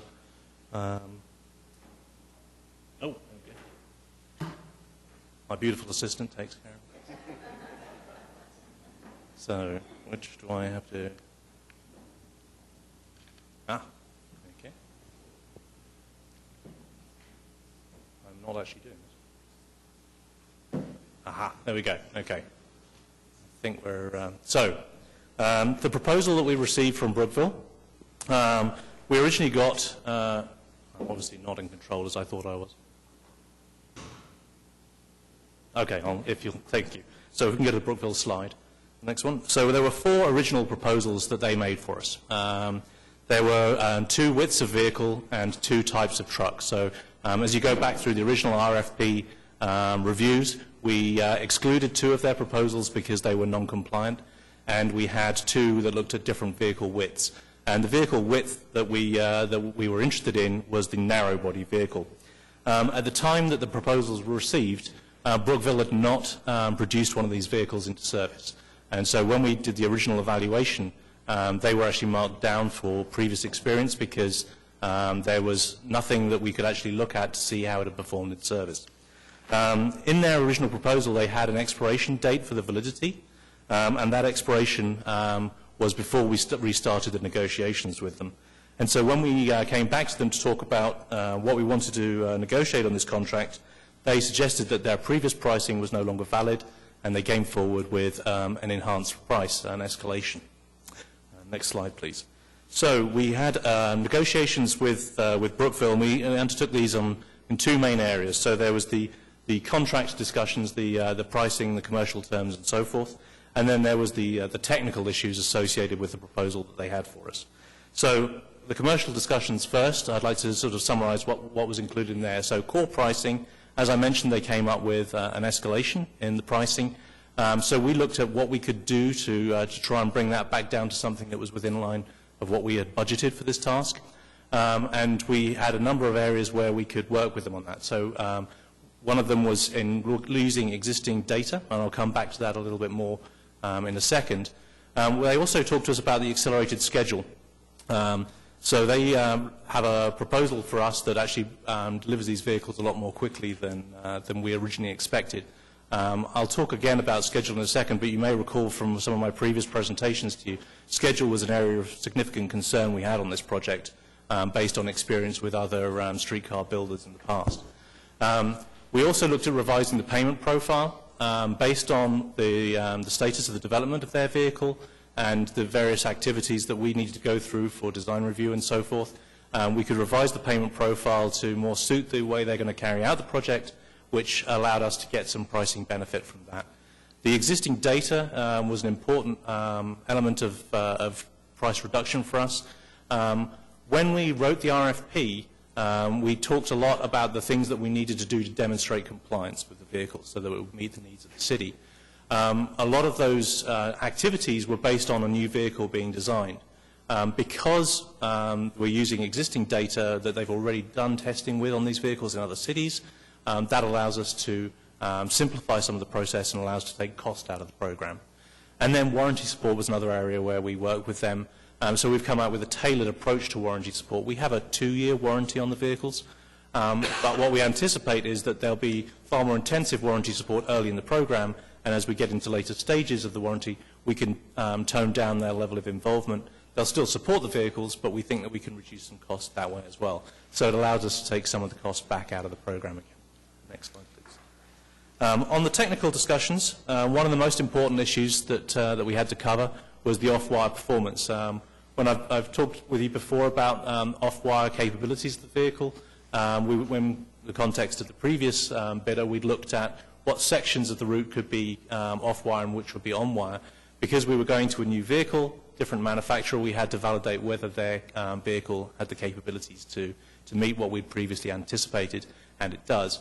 Obviously, we've also been through the process of realigning the route to deal with the convention center, and so we have an ongoing process with them to look at how the off-wire performance will work in that new alignment, but we believe that the capabilities of the vehicle will meet all of our expectations going forward. We also included in the specification some elements about modeling of the vehicle versus how we will actually test it in service. So we have included in the technical specification a series of performance parameters. And this has proved to be a lot more useful early than we expected it to be. The reason that we've done it this way is that when any changes are made to the alignment, it doesn't change the contract with the car builder. What we're looking for them to do is to give us a vehicle that performs in accordance with a number of parameters that we've identified. We know those parameters can then be modeled, and we can use that modeling to determine whether the vehicle will fit with any alignment changes that we've made. So if we go with more off-wire or more on-wire, we understand how the vehicle will perform. The car builder's responsibility is to make sure it meets those key performance parameters. So this change of alignment, for example, to the convention center is something we can accommodate without having to change the contract with the car builder. So it's been very useful to us. The design review process has been compressed. We have a preliminary design review and we have a final design review. Normally, in a preliminary design review, we will be getting data from the manufacturer telling us about how they intend to be compliant, what their design is going to be like, and then when you get to final design review, you're into more detail about that. But because this vehicle is already built and we're now taking the majority of this vehicle as an off-the-shelf product, we can cut to the chase and go straight away and see that we already have test data, and so we can get through a far more accelerated design review process. So the areas that we will be focusing a lot more are the ones that are new for us, and so the truck design is a modified truck design for our configuration. That will be an area where a lot of our design review activity will be focused now. But because we already have real data, we can feel a lot more confident in the performance of the vehicle. The mock-up requirements, we've been able to simplify those. Again, that takes cost out of the program. We're going to be working with existing customers. This vehicle is already in service in Dallas, and so we can actually look at their real vehicles. We will also be able to go to the plant and look at the vehicles that are in construction to do the mock-up process. So again, we get to use real data rather than some wooden mock-ups or something like that, which we would normally use. I'm unclear. What you're saying is you already have real data on the cars that were delivered to Dallas? Yes. And can you tell me, as far as the Dallas vehicles, do they have a similar warranty as to what we will have, and have they had warranty issues since delivery? They have. I mean, I will be coming onto the current performance in a little bit, but if I don't cover that properly, then give me a poke and I will make sure I do so. Thank you. So the vehicle charging configuration is something else that we have been working closely with them. On a day-to-day basis, these vehicles will charge themselves as they're running around the circuit. The batteries will be fully charged as the vehicle comes in each night. So we don't need to do anything unusual for charging, but we have the ability to charge them using ground power as well if the vehicle's been out of service for any length of time or if there's been an operational situation that requires it. So we've been looking at how that charging would work. We can plug this in on the side of the vehicle, but we have a switching issue as to how the maintainers will do that, which we're working with them about at the moment. We've also made some changes to the specification with regard to the wheel and track interaction.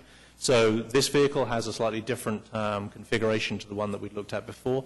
That's meant that we've needed to make some changes to the track in certain areas. Most of the issues have been very simple. There's a couple of curves where we've had to change the rail spacing slightly, and we've been able to accommodate that with our infrastructure team without any problem. The platforms are also another area where we had to make sure there are slight differences in the vehicle height. We're only talking very small fractions of an inch, But because this is an ADA compliance issue, we had to make sure that the platform configurations will align closely with this new configuration of car, and they do. So with regard to all of those issues, we're feeling very confident with regard with how the vehicle will perform. Next slide, please. So spare parts. As I mentioned, Dallas are already operating this vehicle, and 2 other cities have ordered it. And so this platform I use platform, I mean the vehicle platform here, is something that's already getting quite a lot of traction in the marketplace, and so there's some possibility to work with other cities to make more efficient use of spare parts. When you have small fleet sizes, buying expensive capital spare items like trucks or air conditioning units is proportionally quite expensive. So one of the things that we're looking at is working in partnership with other cities to see if we can have a sharing arrangement on some of these large spare items. We do have a spares, priced spares list in the contract, and within that list we can, in the contract that we're proposing there is a not to exceed value, so we can order what we determine is appropriate off that list up to that value. So we haven't determined exactly what on that list will be finally ordered yet. We'll be working with the Embark staff to do that, but we have a cap as to what we can order as part of the contract. When we make that order, that'll be based on where we are in the project and also what are the budgetary issues the program is facing. So we'll be making choices within the project team about the appropriate time to make those spare parts orders. Next slide, please. So Brookville's vehicle experience. So as I mentioned earlier on, when we first looked at this, the Brookville vehicle was not in service anywhere. But as I've mentioned now, Dallas has since introduced this vehicle to service, and they've been having generally good experience with it. They have a slightly different operation to the way we operate, in that they have a very long single stretch of off-wire running where they go across a long bridge. It's about a mile in length, I believe. But they've had a few minor teething problems. There are some modifications that are being introduced to the vehicle, but overall they've been very happy with the performance. They do have similar warranty provisions to us as well. The other cities that have ordered this, Detroit has ordered this vehicle, and Milwaukee has as well. And so we believe that from the position that we had when we first saw the proposal from Brookville, we believe the technical risk is now significantly reduced, and therefore we're a lot more confident in their ability to deliver this product to the city and to make it work in a way that's going to meet the needs of the city. On the next slide, please. So schedule. As I think I've mentioned many times, there's been a lot of poor experience in the streetcar market with vehicles not being delivered on time. And when we knew that we weren't going to be able to go forward with the previous bidder and that we needed to change, we thought that this was going to put a lot more pressure on the program in order to get a vehicle available in a timely basis. However, I'm really glad to report that the exact opposite has happened. Brookville has identified a window within their production between the Detroit and Milwaukee vehicles where they can fit our vehicles in if we approve this contract, which they can deliver these vehicles in about an 18 months or slightly less time frame. This is a major improvement from what we'd anticipated, and means that we have the new problem we have to deal with is that we now don't have track to run them on. That's a problem I really like to have. It's a lot better than not having a vehicle available. So I think it's a major benefit for the program. We have identified the potential need for a 6th vehicle associated with the new alignment for the convention center, and that 6th vehicle can be delivered in that same window as well, if we choose to exercise the option. So we'll get vehicles ahead of the schedule that we originally had. From the point of view of actual performance, Brookville so far on their programs have been delivering ahead of the schedules that they have agreed with their customers. So we're already getting vehicles earlier than we thought, and we have a very high level of confidence in their ability to actually deliver, make the promises that they're making to us at the moment. Next slide, please. Option vehicles. We have a number of options. We included options when we did the original RFP. And as I mentioned a moment ago, if the need for a 6th vehicle has been identified associated with the realignment, so the first option that we include in the contract can be exercised within 90 days, and then that will be built concurrent with the existing vehicles, and it will be built at the same price as the existing vehicles. We're not approving that option vehicle today. We will come back to you separately for that, but it is included within the scope of the contract. We have further options beyond that. They would then be built after for example, the Milwaukee vehicles would be built if we needed to go forward with that. We have a series of pricing mechanisms when we can order the vehicles up to a certain point with a fixed price and then an escalation beyond that price. And so those costs are staged based on how far out and whether there's a break in production. And also the pricing of the options has been structured so that if we buy one option vehicle, it's going to be more expensive than if we buy 2 or 3, because then we start to get the economies of scale again if we buy multiple versions. So we have a very clearly defined pricing structure for the options, should any of them need to take place. So we have the scope to exercise options anything up to 3 years after notice to proceed has been produced. Next slide, please. So just in summary, we believe that we're proposing a contract here, if you approve it, for a vehicle that is an in-production vehicle. And so the development risk that we face as a project is significantly reduced. We think that the vehicle meets all of our performance requirements, and we have the data that we need to validate that early in the program. We think that it's a production schedule that works for the car builder and is going to work for the city as well, and so it should meet all of the city's goals with regard to schedule. The pricing is still within the original budget that we had for the program, and we believe that Brookville is a car builder that has good performance, and we're confident about working with them. And if we need to get any additional vehicles in the future, we have the scope to do so. So bringing all of those together, I believe it's a solid proposal that they've put together. I think the team has gone through all of the issues that we had during the negotiations, and I recommend it to City Council. Any questions for anybody? I'm sure there will be. Ed? Can you educate me about, I assume the technology of these has pretty much been worked out and is the same except maybe for the battery. Can you teach me about, like, how fast is the technology changing with the batteries, and what do you expect in the next 1, 2, 3, 4 years? Would you expect significant changes, or batteries are pretty much going to stay the same? Can you teach what's happened in the last 3 years, and what do you expect in the next 3 years? Battery technology is just at a racing pace at the moment. So much is changing on this. So the chemistries that people are working with, the recharge rates, things like that are moving very fast. So the batteries that we've got in this vehicle at the moment are, we believe that they have a life of somewhere in the region of 5 years in the operating mode that we're looking at the moment. You can replace individual cells of those batteries, and you can then or you could replace entire battery packs. There's controlling electronics, and then there's the chemistry element of the battery itself.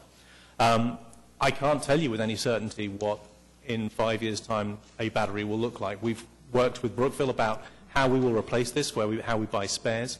But for the life of the vehicle, I think we're going to see a lot of evolution. And I actually think that's a very good thing for us, because as we see more and more development of battery capabilities, I think that gives us more scope to have off-wire operation, either with faster charging rates or with higher capacities. I think we'll probably get both of those things over time.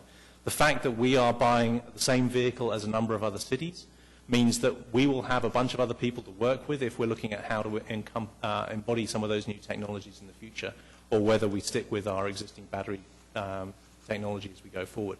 So I can't give you a very clear answer about what the future holds. It's moved so far in recent years. I see no reason why it won't continue. We, I think, are sort of passengers in a larger battery industry. You look at what's happening with electric vehicles for cars, and all, aerospace applications and so on. There's so much going on there. I think we sort of get the benefit of it, but it'll be interesting to see what happens in 10 years' time or whatever. I'm wondering if is there any utility in staggering it? Like if you buy an iPhone and then 9 months later there's the new and improved version. Is there any advantage if you're looking at additional vehicles in staggering that, or are we that, number one, and number two, do we have the same battery basically that they have on the vehicles in Dallas? We do, yeah. We're having exactly the same battery as them. So it's the technology on the battery that we've got at the moment is one that we think is sufficiently mature. I mean, there are some very cutting-edge batteries that can do interesting things, and they're also a little bit more volatile. And in a public transportation environment, obviously, you've got to have something that's far more tested and safe. So There will be another revolution. I don't think we can make a prediction about that at the moment. I think, it's just moving so fast. If we were to buy option vehicles, would those option vehicles actually come with a different battery? Possibly. The battery manufacturers may make an offer to say they want to move with a new chemistry at that point. Sometimes these things have quite short lifespans from a production point of view, but the ones that they're using at the moment, Brookfield are confident that those guys will support this battery for a good period of time. So it's possible that if the technology advances, you take off the whole battery pack on the undersurface and then put a new. Yeah, and we'll have to do that at some point anyway. I mean, if the technology didn't change, the batteries have a finite life, and so you have to, at a certain point, just do a straight replacement. When we did the RFP, we asked for them to have a life of a minimum of 8 years, and that was a chemistry life of the vehicle. Because we're now using the battery a lot more aggressively than we did, I don't know whether you remember, but when we first did the RFP, all we asked was 2 half-mile segments. It was to get under the bridges on Reno and Sheridan. Right. And now we're running a lot more off-wire. And so battery life is a function of how deeply you discharge it and how frequently you discharge it. So because we have 2 main off-wire sections, we get 2 discharges each loop. And because we're running quite a long way, we go quite a way down in the discharge. But the vehicle battery capacity, we are staying within a band that gives us an optimum battery life. If we were to discharge more deeply, which you can do periodically, in an emergency situation, that's okay. But doing that regularly really hurts the battery life. And so they've had their battery supplier analyze our usage, and they think that we'll get about a 5-year life. But at that point, that battery will need to be replaced. In today's dollars, what would that replacement battery be in 5 years? That's a good question, and I seem to recall a price of about $120,000 per vehicle. Is that right, Rick? Is that per battery or per vehicle? Per battery pack, and there's 2 per vehicle, one on each end. So $240,000 per vehicle. Yeah. Each 5 years. Yeah. Okay. So now that's the battery pack. Some of the control electronics get reused, so that brings the cost down. And you can replace individual modules if you need to. If the battery has a problem, you don't have to throw it away. It's a series of individual cells, and so you can actually pull some of these chains out and replace them individually. So it's a repairable item, but once you get to a point where the thing is life expired, then you will need to replace the whole battery. Okay. And you have a warranty the whole 5 years? No, the warranty is 2 years, but the projected life is 5 years. Okay. Thanks. Okay. Go ahead. Just because the reason we need all 5/6 cars right away is that we obviously need to work on headways from the get-go. So we need a full fleet to make the system work in the time frame into which we've laid out. Yeah, so when we originally were looking, and the base contract for the 5 was based on 4 being needed at any one time and 1 being in maintenance. But now, because of the slightly extended loop associated with the convention center, and then the second route, just doing the Bricktown loop, then an extra vehicle is needed to allow 5 to be in service and 1 to be in maintenance. Great. Now, I really appreciate the conversation about the reduced technical risk in this process. I know that the subcommittee has been so focused on making sure that we minimize as much as possible those types of things, and it feels as if our earlier bad news has turned into really good news. Yeah, that's exactly the way we feel about it as well. Great. Thank you. Mark? A few months ago, I called Brookville and spoke with one of the representatives, and after that conversation, I felt very comfortable with the company. They encouraged me to call Dallas, which I talked to Dallas, and they seem to be happy with the performance of their vehicle. I'm kind of disappointed in hearing this suggestion of escalation in price from Brookville. But you say I'm happy to hear that you've been able to keep it within budget, and I'm not sure I'm clear on how we were able to keep it in budget. What did we sacrifice? What did we give up, if anything? So there were a number of things that we went through quite a lengthy process with them, where we identified where there were items in the program where we could take costs back out. So, and one of them is when I was talking about that design review process. So not making them reproduce everything again that they've already done before, that saves cost. There's warranty tailoring, that saves cost. So there were, I'll scoot back to my notes, but there were a whole series of these. They actually came out with I'm going to say there were probably about 18 or so different items that they identified as cost drivers in the program, and then we looked at whether they were things that we could work with, so things like the mock-ups. But we are not sacrificing warranty. We're getting a full warranty. No, we're getting the full warranty. The only change we made in the warranty was with regard to the level of staffing that they'll provide on site. So under the original requirement, they were supposed to have people on site for 2 full years to deal with any of these issues. And we determined that the first year is the time when we wanted to make sure someone was available full-time to support them. But after that point, we've gone through the infant mortality issues, and there are only a limited number of vehicles on site. So actually the cost of having a warranty engineer standing around on our site for 6 vehicles didn't seem to be good value for us.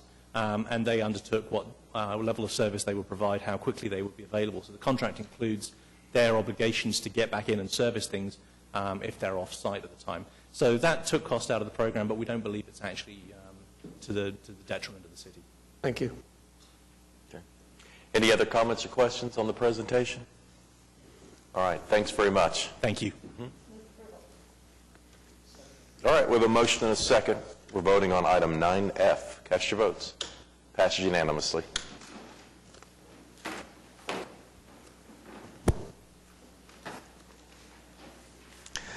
All right, item 9G is claims recommended for denial. Is there anyone here hoping to speak under any item listed under claims recommended for denial? All right, how about a motion? Cast your votes. It passes unanimously. Item 10 is claims recommended for approval.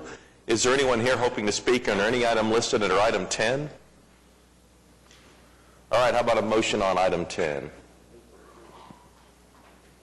Cast your votes. It passes unanimously. Item 11 is items from council. Mark, you have anything for us today? Okay, John? Meg? I guess 2 things. I really, my heart just goes out to the people of Belgium.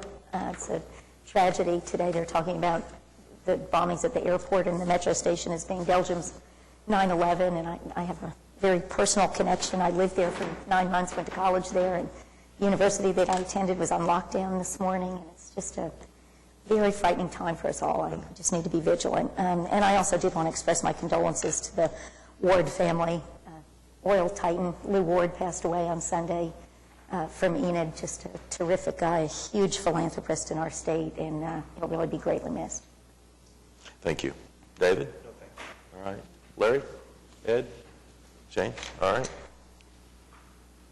City manager reports. First of all, we have Beth Kraus here today. It's the 40th anniversary of the Action Center. I neglected to see item 11A was to move into executive session to discuss the employment of the judge. Is there a motion on that? So moved. All right, cast your votes. That item moves to executive session. Sorry. It's still the 40th anniversary of the Action Center. And Beth has passed out some information. She's going to talk to us a little bit about the Action Center. Okay.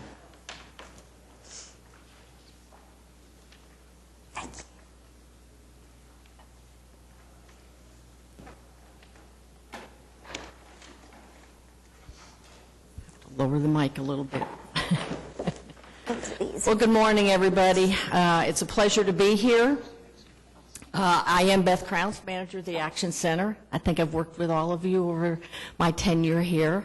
I'm so excited to be here today because it is the 40th anniversary of the Action Center. It's amazing that something has lasted this long. If you think back 40 years in your life, there's a lot of changes. I know when I thought back 40 years in my life, where was I? And so for the council and the departments to have the insight to have a contact center for our citizens 40 years ago, it's pretty impressive to me. First thing I'd like to do is introduce my staff to show you the current Action Center. The ladies here to my left, we've got Ebony Avila, Tiffany Sanders, and Shamika Lee. And I wanted you to see the faces and the people behind all of these concerns that get turned into through our office. It takes a special kind of person to work in a contact center. We want people who are welcoming, who care, and who are willing to go the extra mile for the people that turn in concerns. And these ladies fit that bill. So I just wanted you to be able to see them. I wanted to recognize them for all of their efforts. It's a team effort down there, and we couldn't do what we did do without them. And so with that, I'm going to let them get back to doing what we do best and get back down there and help our residents out. So.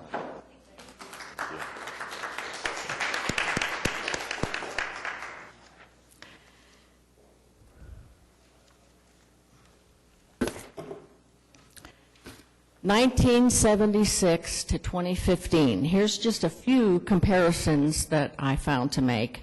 The Action Center was formed to be a one-stop shop for our residents, and that's what they started out to do, 1976, and that's exactly what we're doing today. It's a one-stop shop for our customers so that they don't have to worry about what department does what. So it's really, really, a lot of cities don't have what we have here in Oklahoma City. So it's really important for our residents to be able to contact us easily. Back in '76, we had 4 staff members. In 2016, we still have 4 staff members. In '76, they processed 20,000 requests. And I used the calendar year of 2015 to get a snapshot, and we took over 80,900 requests in 2015. So that kept us pretty busy, needless to say. The number one concern back in 1976 was high grass and weeds. And as we all know, that remains to be our number one most requested concern 40 years later is high grass and weeds, and last year we took over 14,000 requests for that alone. How did those requests break down? We took 80,944 requests last year, and we now have more ways for citizens to contact us. Still, the number one way they like to contact us is by phone. They want to talk to a person about their problem. So we took over 35,000 calls last year. The only thing that changed that I could see from 1976 was the prefix to our telephone number. Back then it was 231-2535, and today it's 297-2535. So that's the only change in 40 years. People have the ability to contact us 24/7 by using our web application. If you go to okc.gov, we took over 21,000 requests through our web application. We launched that in 2010, is when we launched that ability for them to contact us that way. And it's integrated with the system we use, and so it's the fastest way to get something right out to the departments. Other sources would include requests by our code enforcement personnel when they're out in the field. They're being proactive. They open up requests, and it's also referrals that are made from one department to another for assistance. We also have council support that they enter requests on your behalf as well. The mobile app is something that we launched in 2014, and it's been a very big success. We took over 6,400 requests through that mobile app. People can snap a picture, turn it in, and people seem to really, really like that tool. And people still email us. We got over 3,000 emails. And for people who don't really like to use technology and stuff, we still get things sent to us through the U.S. mail. These are the top 11 concerns that we took last year. People have the ability to turn in over 170 types of concerns to the Action Center, so this is just the top 11 that I broke out. And as you can see by most of these are concerns that people turn in to really help clean up their neighborhood and make their neighborhood a better place to live.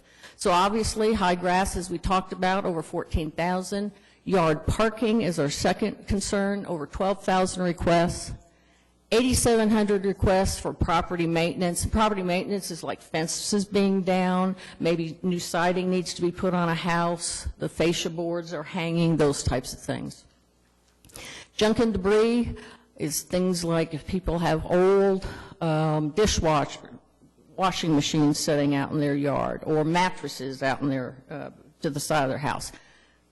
Those things are junk and debris. We had over 4,300 potholes reported through the Action Center. Now, that does not include the Public Works pothole hotline. That went directly to streets as well. And then inoperable vehicles on private property, topped out over 2,200 concerns. Derelict vehicles are ones that are parked on the street and worked by police.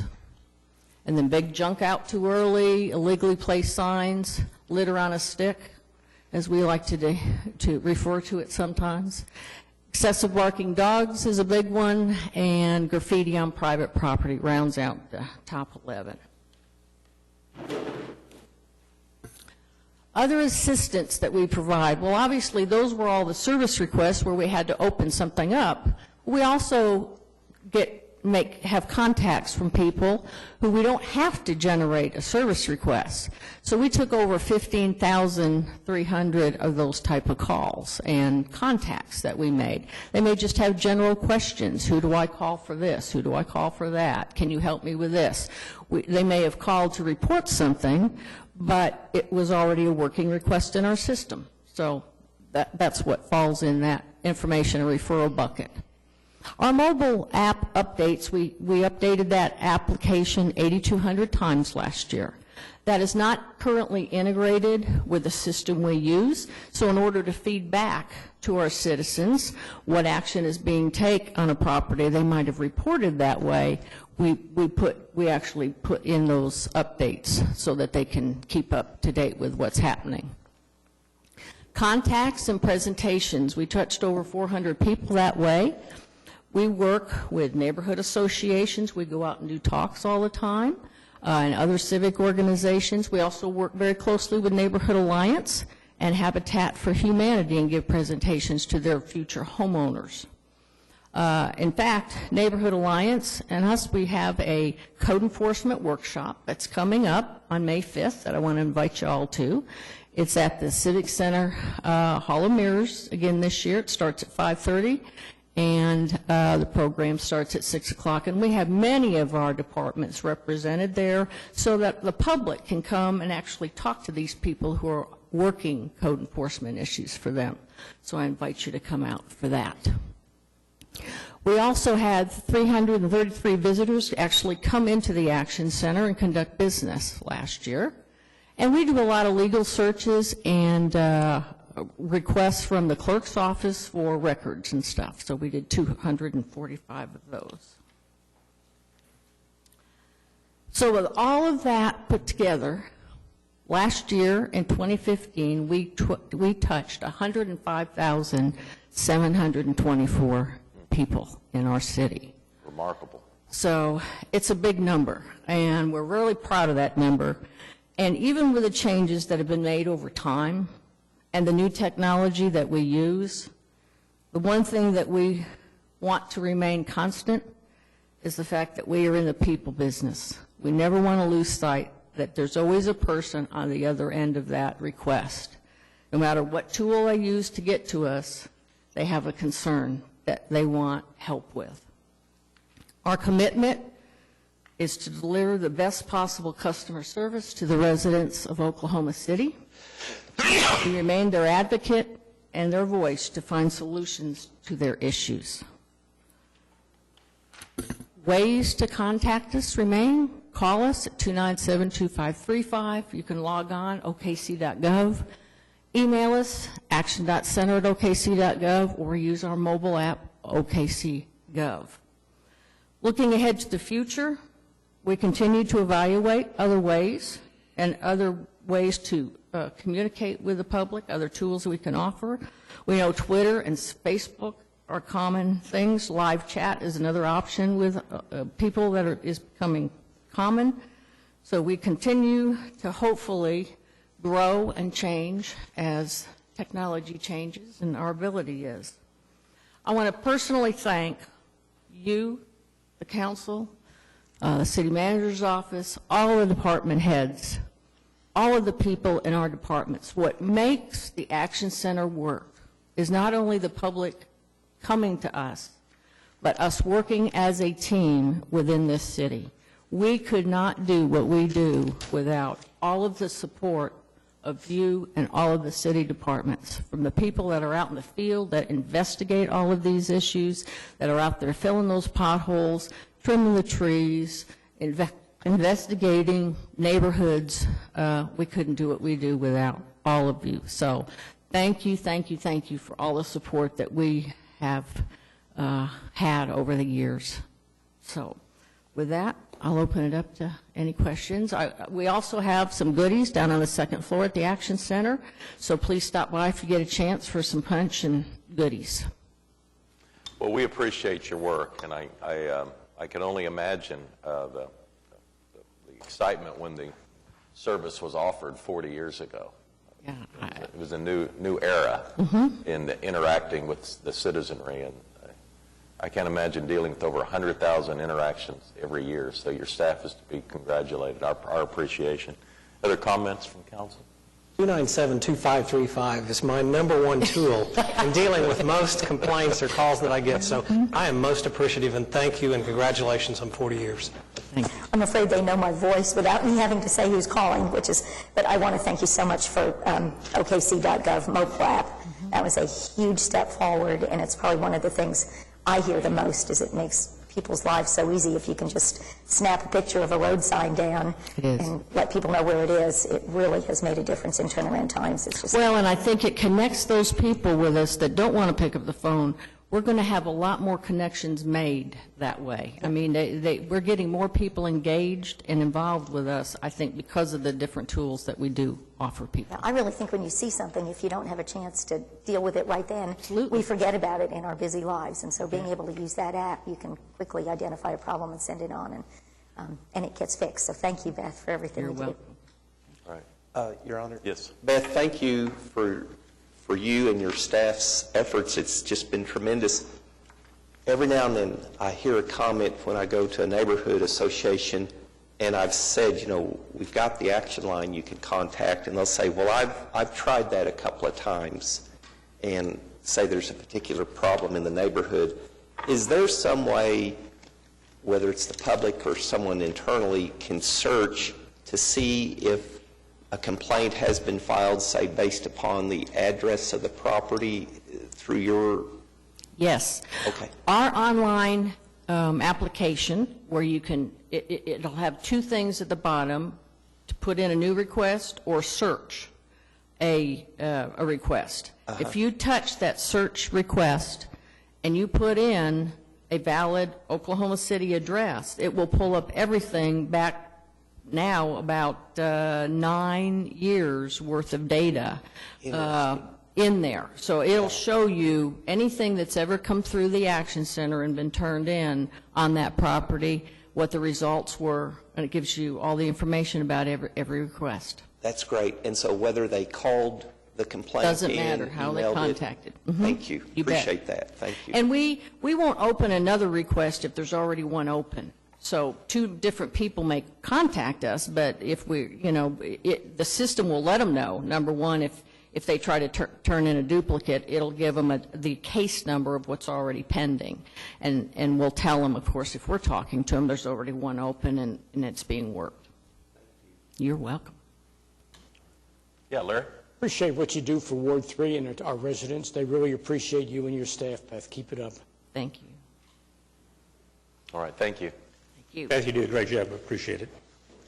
I just want to highlight the sales tax collections. March was down in sales tax 4.8% over last year, and year to date we're right at 2.0% below last year's collections. All right, citizens to be heard. Pat King.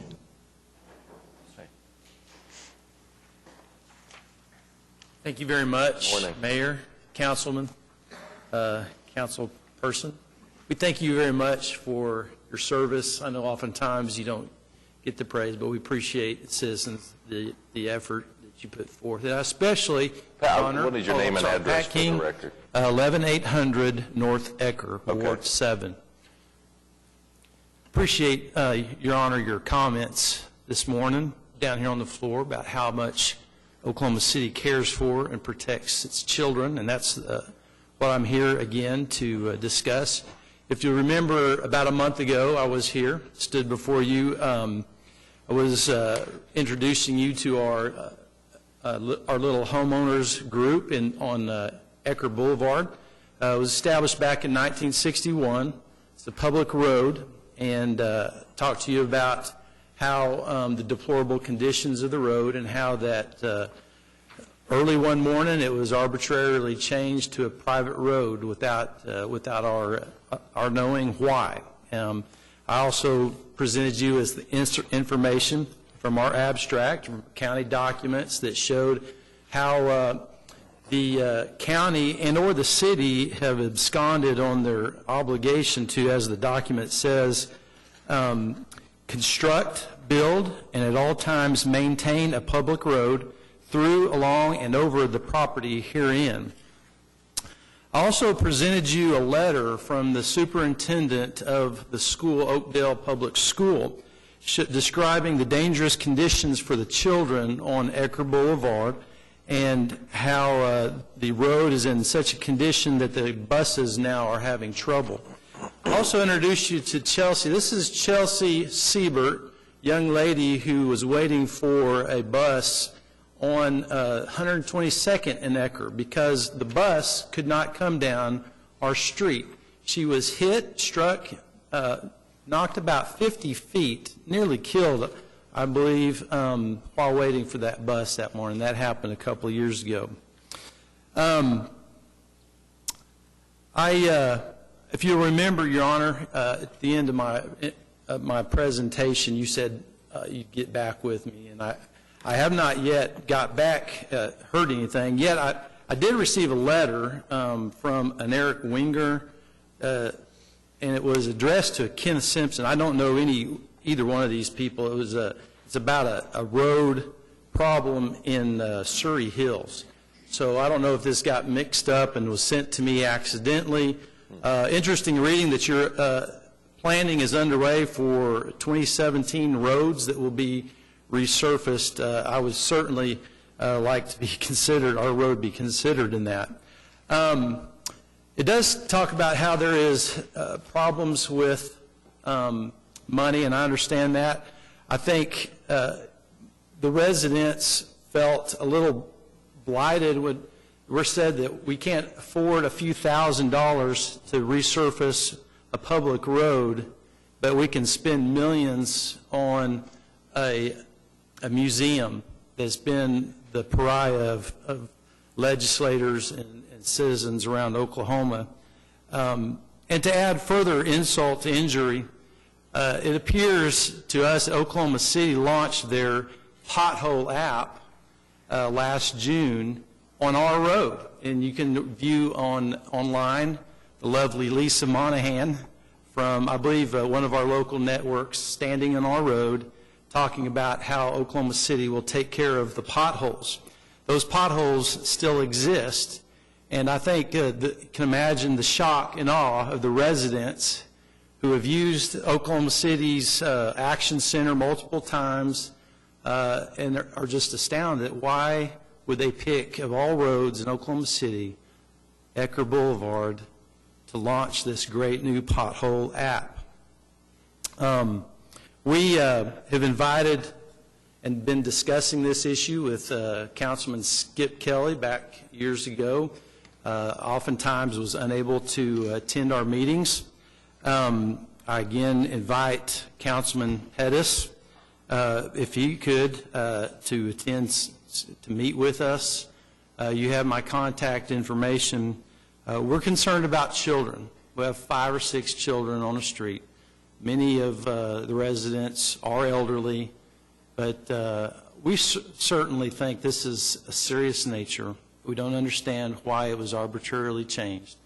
Let's see if we can find out for you. Eric, you want to? come up and shed some light on this? Thank you, Mayor Council. What's the history here?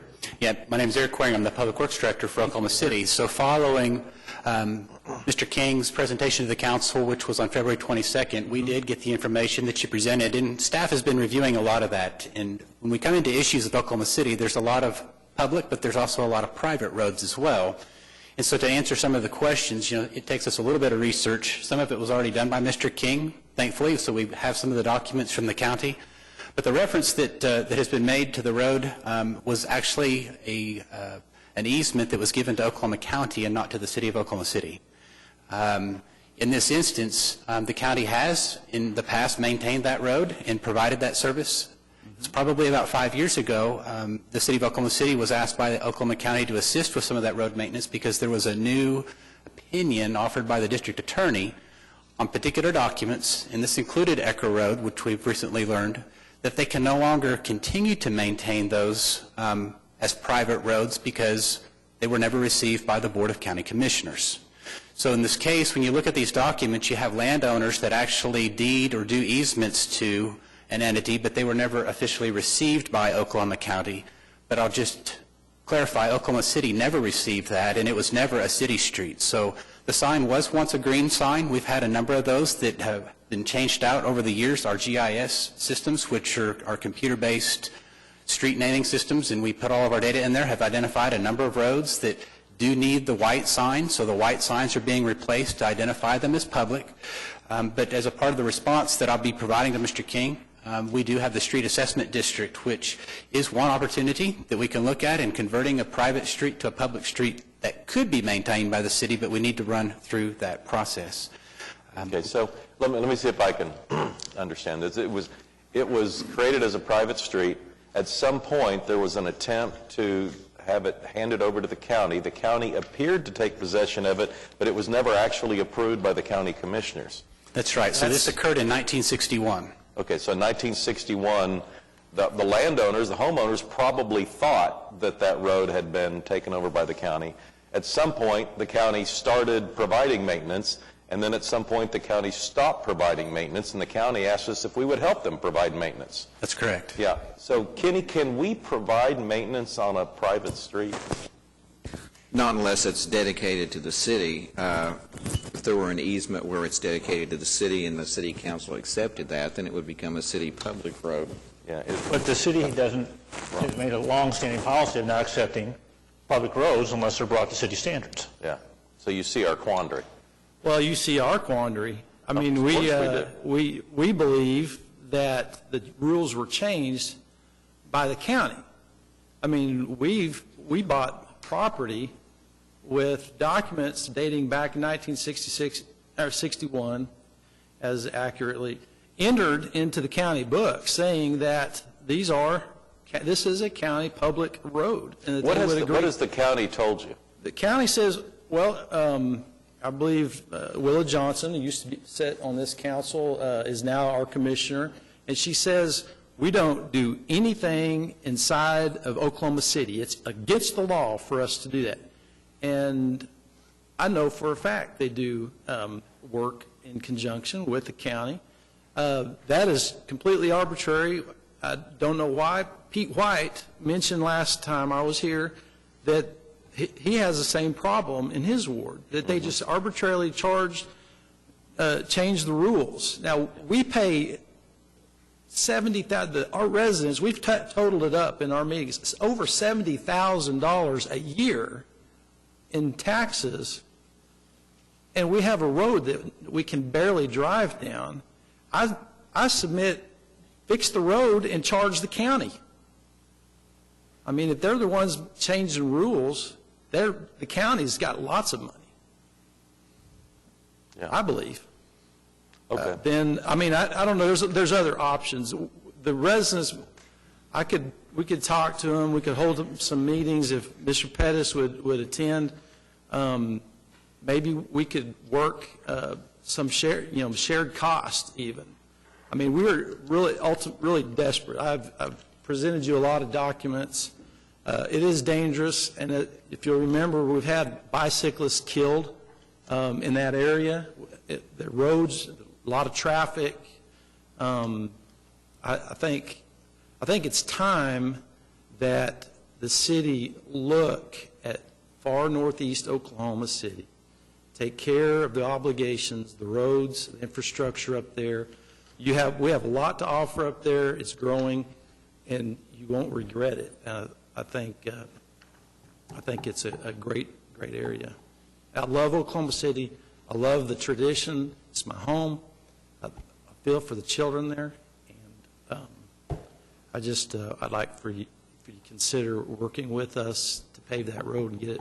It's only a half-mile long, but it's going to be. It's of tremendous value to the children and the residents of that area.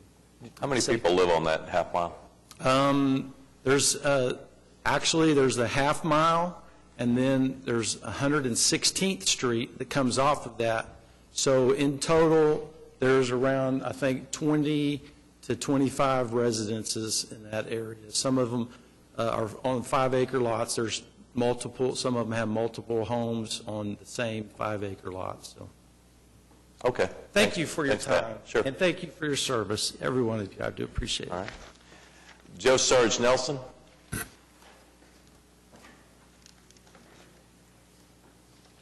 Joe Sarge Nelson. I came today. I'll give these out to y'all before I leave. I wrote 3 letters, 4 includingly. Once to the council, once to the mayor, and one to Meg Salyer, all in reference to some property that was sold to the city on 2 occasions, and got no replies back to any of them.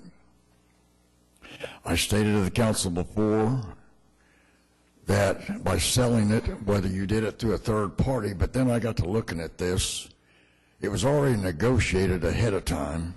The city just got involved to ward off a conflict of interest.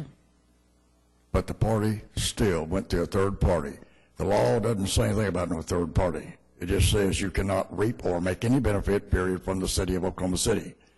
When I originally started this, I was interrupted, and it was stated that this party did not work for the Oklahoma City Economic Development Authority Trust, which was a lie, because she also stated to Steve Lackmeyer, October the 8th, 2013, in an article, that I did serve on that board, plus many others. Then I go down and I asked this morning for a copy when I was going through the city charter, and I found a little item where it says council, that nobody elected on this council can make money prior to or after being elected to this council. You did. You bought property, sold it prior to being elected, period. Went through a third party, Oklahoma Economic Development Trust, of which you were a member at one time. And the law says you can't do that. All I've asked to is return the money to the taxpayers, the treasury's desk, or resign. And I'm not going to argue anymore about it. I'm not going to fight anybody about it. I'm stating facts. I've got the facts here, all of them. I got a whole book of them. I do know that the streetcar goes up past your property, that little leg down below on the Zader Mount. It's not even part of the MAPS project to be paid for. It isn't even part of MAPS. It just says that, and that's what the article says. So that leg going down there, whatever puts in there, that's going to be the added money. Right now, those 2 projects, the convention center and the streetcar, is now at $868 million between the 2 out of the 8 items that was presented before this, the trust, on 2010 through 2017 on all 8 items. 2 is already at $868 million, and that estimated tax revenue from that was $777 million. I'd like to know, what are we going to do about the property where the Hotel Convention Center is concerned, considering the fact of fraudulent sales to this city? And I'm using that because Mr. Wiley back there, sitting back there, surely to make sure it's backed up every word I say. I'm not foolish. I'm not stupid. I I'm not a member of the bar, but I did study law.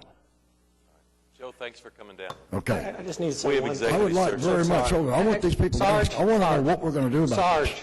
What? One thing. You have always been so kind to me out in the hallway.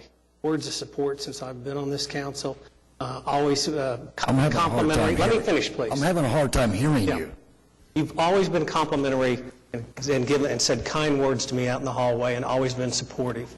And I will always support your right to get up here and speak. But I can tell you on this one, you're barking up the wrong tree. You are defaming, disparaging her good name, and that is wrong. And I am more than happy, Right let me across the finish. street, as the mayor would say. Let me finish. I am more than happy to sit down with you and talk to you about this after the meeting, at the end of this week, or early next week, because I've looked at this and you are wrong. I'm not wrong. But I'll talk Would to you you like to about it. talk to me about it? I'll talk to you about it. I've got documented proof of everything I'm saying. Let's get together and talk. I didn't even read all this stuff. You're not going to sit there and vilify and disparage her good name. Let's go for it. It's in your ballpark. We have But executive session. it is going to happen.